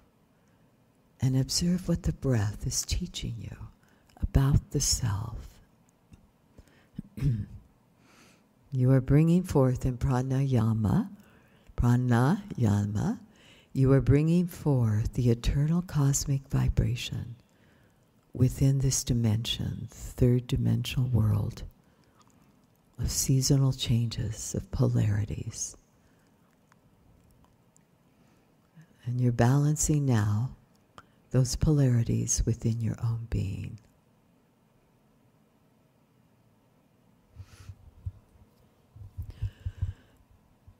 And as you lie on the blanket like this, you are opening the heart center. You are recharging a bit of the energy as well as relaxing the energy. It's not a tamasic pose. It's a sattvic pose. Even easy breath. And now just from here, turn your palms over without closing the upper arm, without closing the armpit. And now we're just going to explore the different areas of the nostril, the different 5 pranas. The prana prana, the apana prana, samana prana, vyana prana, and udana prana at the throat center. So just press now the little finger, which is the base chakra, the apana prana, and just press both little fingers into the earth. And if you do this at home, you can do one hand at a time. And as you press gently those 2 fingers into the earth, observe how the prana flows within the nostrils. And if we were doing the downward facing dog, the cat stretch, the same would apply. We could equalize the pressure in the hands to regulate the breath within the nostrils. And now just see. Now relax the little fingers and just observe that breath within the nostrils. And now from the root of the ring fingers, on both hands. Extend the finger out and just give it some pressure downwards without tightening the rest of the fingers if you can. And then observe the breath. Where do you feel it on the rims of the nostrils?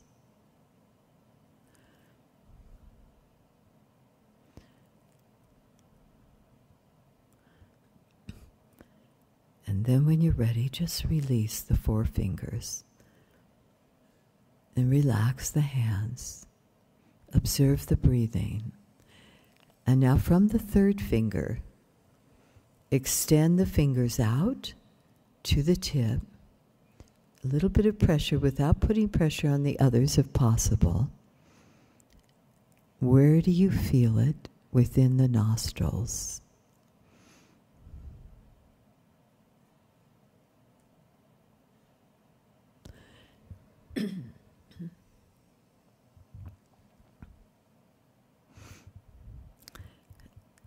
And then when you're ready, release.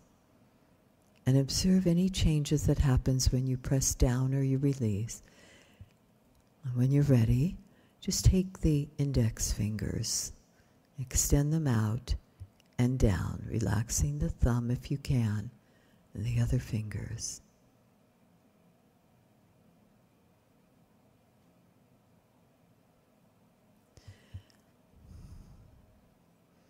Where do you feel it?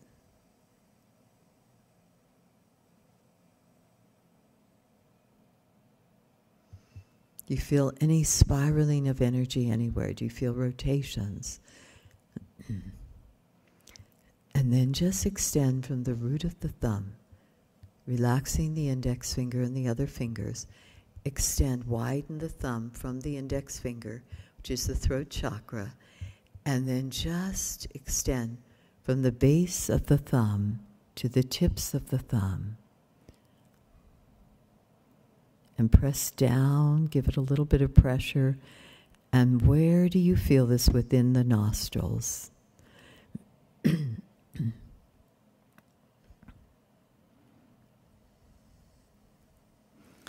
then when you're ready, just release and turn the palms up once more. And now watch the breath as it passes through the gateways of the nostrils and passes out. How long can the mind stay with that breath? Where is it, when is it that the mind begins to wander? And without chastising yourself, gently bring it back to the dharana, the concentration on that breath.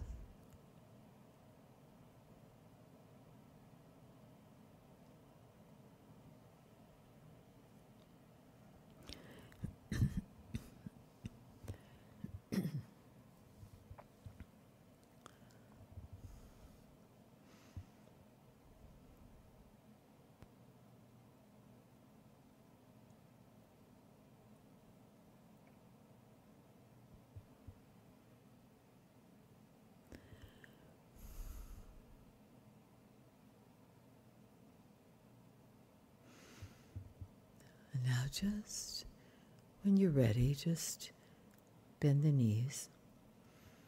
Inhale the breath, even easy inhalation and exhalation. And just roll to the left side off your blanket and see which nostril becomes more prominent.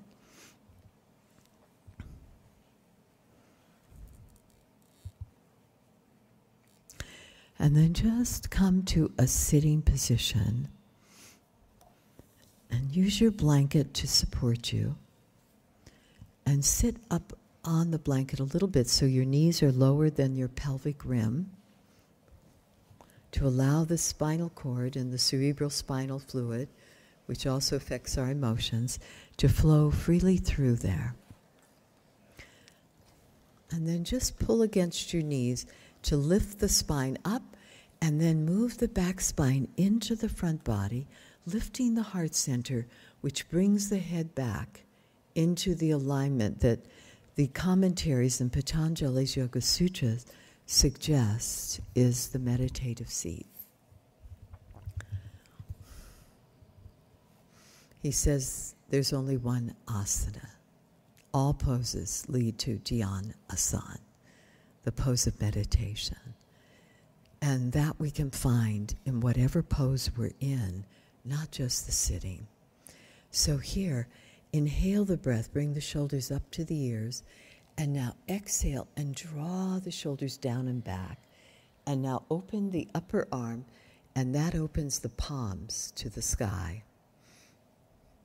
And now just adjust yourself through the nostrils and just see if you're equal on both sitting bones, you may feel the breath equally in the nostrils.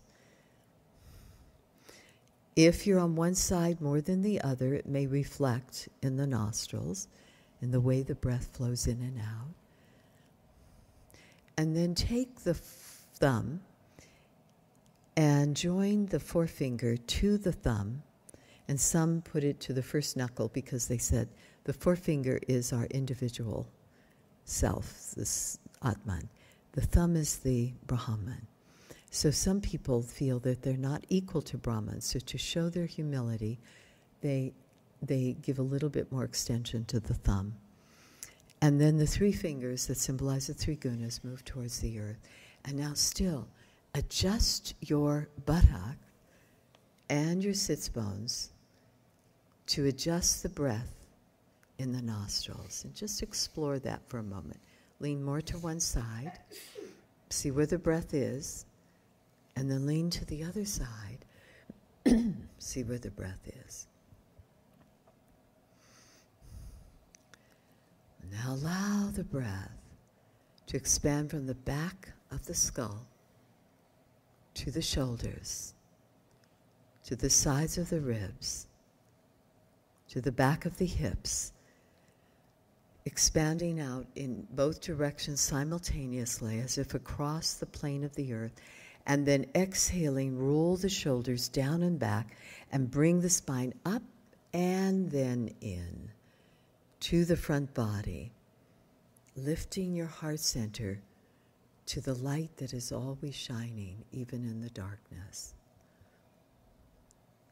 Keep letting that skin roll down the back with every outgoing breath.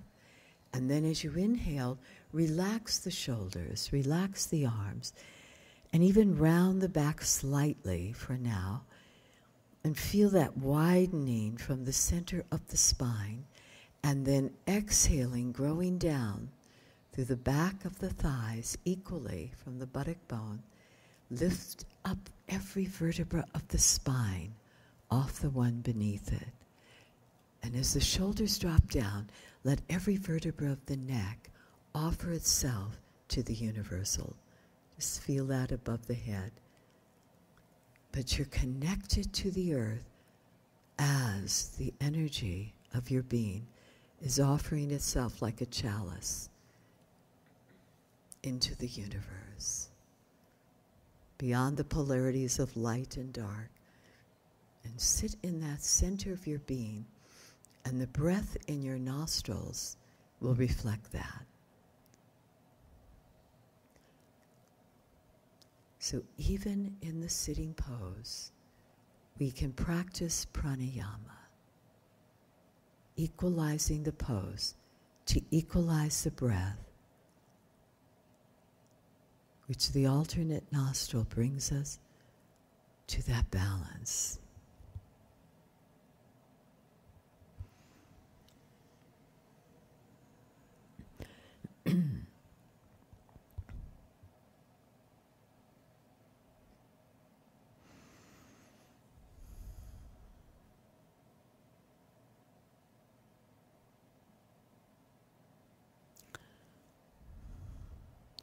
Now the 5 pranas have sounds, bijas, to them.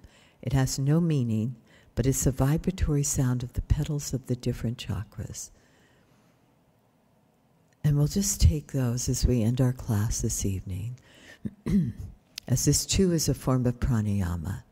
So exhale the breath down to the very base of the spine without losing the length and the height of the spine. And this has the sound of Lam, where we almost swallowed the tongue. Lamng. So it sounds like this.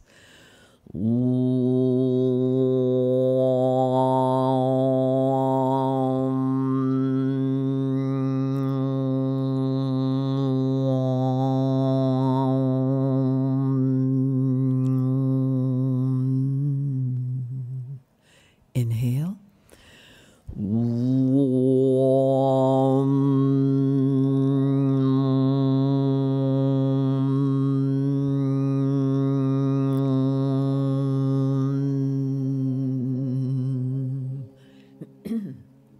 And now we're balancing the 5 pranas with this sound. This is another form of pranayama. And bring the awareness up to the svadhisthana, which means establishing one's own place within the eternal cosmic vibration at the hara.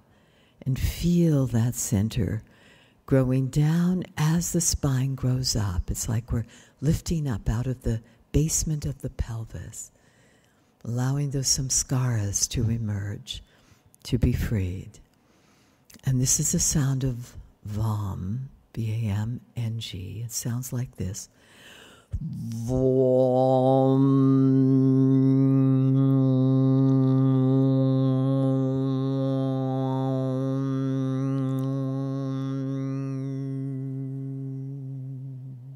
Inhale.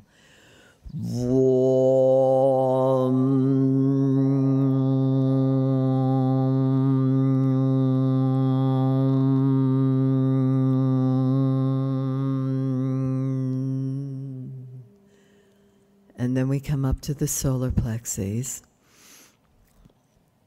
From the center of the navel that radiates out to all of the digestive organs. It's the element of fire. And it goes back into the kidneys, the adrenals, and this is the sound of Ram. And you can take repetitions if you like. It would sound like this.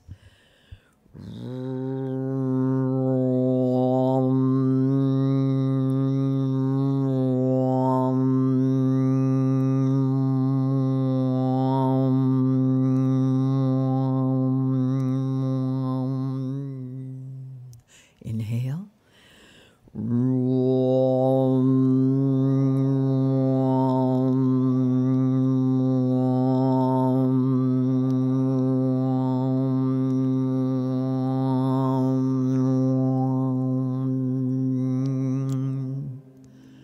Letting the breath out. And as you take in the breath, and take it in through the back of the spine, up behind the center of the heart. It's these nerve plexes that come off the spine that affect all of these areas. It's not from the front that we open the chakras, it's from the back. And here's the sound of Yam. And if we do repetitions, it sounds like this. Yam, yam, yam, yam, yam, yam, and so on and so forth. So let's try that together.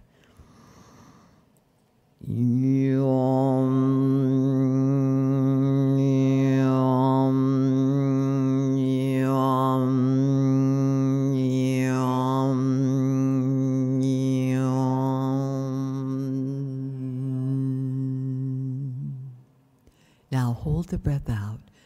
Through the chanting, we can get in touch with this wonderful exhalation.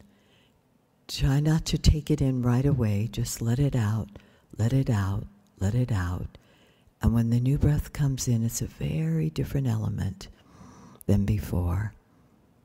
And feel the back spreading, widening. And then as you exhale, let the whole spine rise up. And then the throat center where we hold so much grief. We hold the unspoken words. We hold the memory of the words we spoke and wish we hadn't. And all that we wish we had. And so at this throat now, we just clear, as this is the 5th prana, and this is the Vishuddhi chakra. And this is the Udana Prana that regulates the metabolism of the thyroid, which then affects the heart and the heart chakra of the Anahata.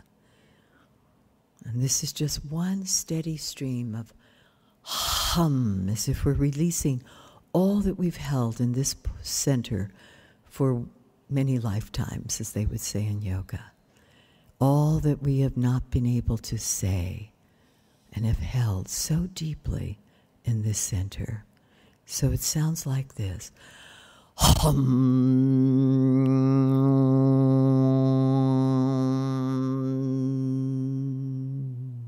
Inhale. Hum.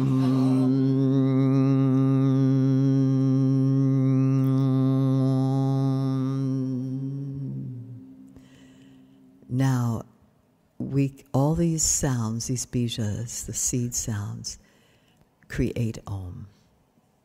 So take whatever center of the pranas that you want to regulate in whatever area, and take that bija sound, the base, which is Lam, second is Vam. Vam. Third is Ram, fourth is Yam, and the fifth, at the Vishuddhi chakra, is Hum. Whatever area you feel you'd like to work on, take the sound and we'll all do it together and see what happens. Inhale.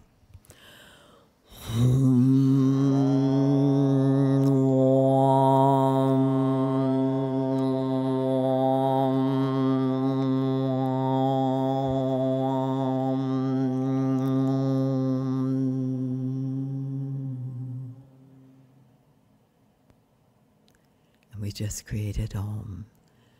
So let's take that sound as we come to the close of our class. And the symbol of yoga, the universal, the eternal cosmic vibration, the pranava. As Patanjali says, the name of Ishvara is Om, the Lord of this world, the teacher of the most ancients.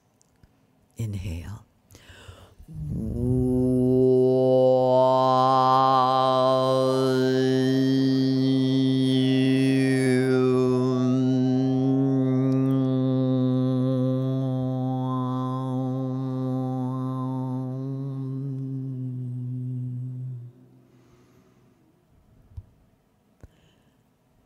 Just see if the sound comes back to you. Does it embrace you?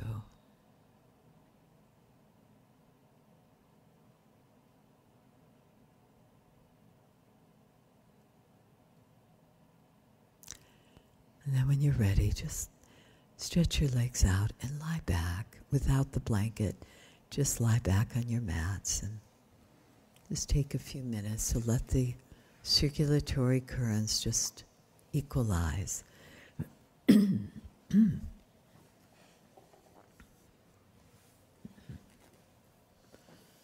just feel the Shanti. First time we say it, the peace within all aspects of your body. All the doshas, the koshas, the gunas. All the peace within your own mind waves. Now sink into that peace. Allow the front body to rest upon the back body. And let the back body just sink into the earth. Allow the exhalation to become longer and deeper without effort, without muscular tension. Just let it become longer and deeper in relaxation. For it's a time of giving, letting go. So we give and let go of the breath. For the out-breath is the aspect of giving, as the in-breath is a time of receiving. Let go, let go, let go.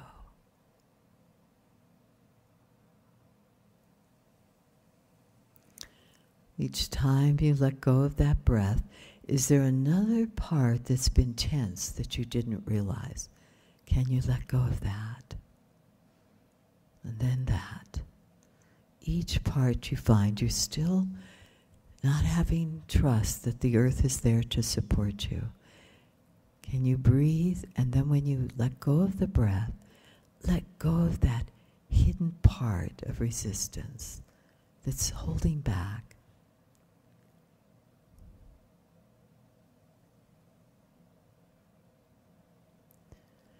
And again, see if you can bring the breath to that very center of the nostrils, where the breath does not disturb the membranes of the inner nostril or move even a hair within. And then how far can you move with the breath and travel into the inner body without disturbing the membranes of the organs, of the nerve sheaths,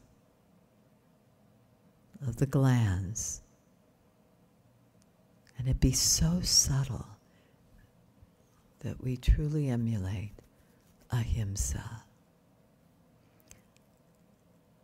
And then when you give the breath out, can you give it out in such a way that there's nowhere for it to go?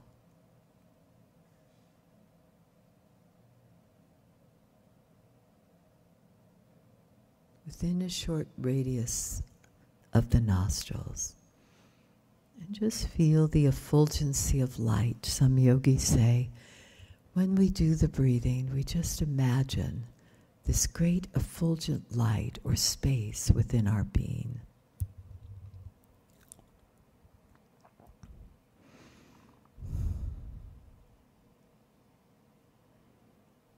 And let the breath just do what it wants.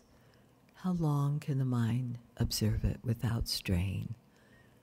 And then let it stray if it wants. You've letting go of all the teachings you've had these days, these hours. Relegating it to the subconscious where everything is stored.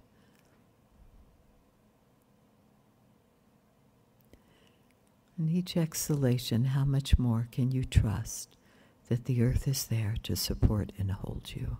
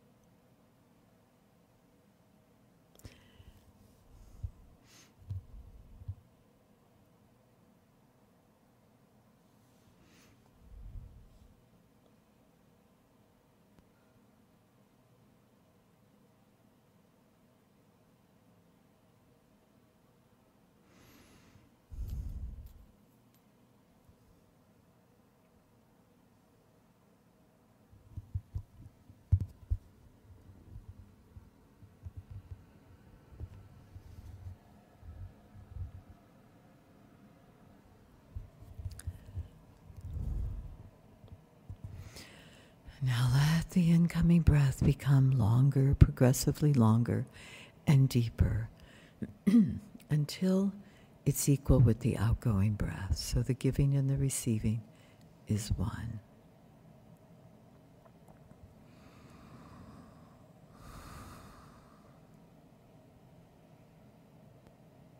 Abhyantara vritti, Vaya vritti.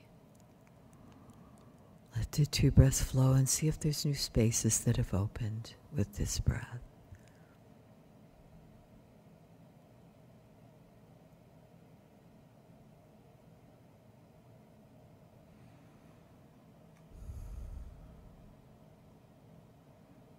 And then when you're ready, just roll to one side. The class is over for tonight.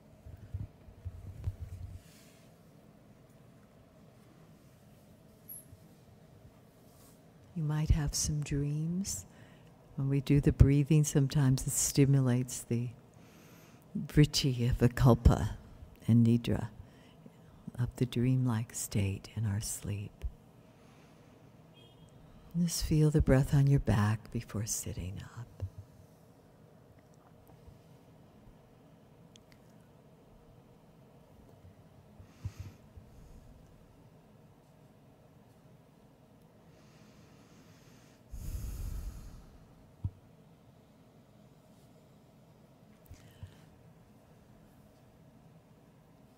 And if you don't want to get up, you can just sleep here tonight.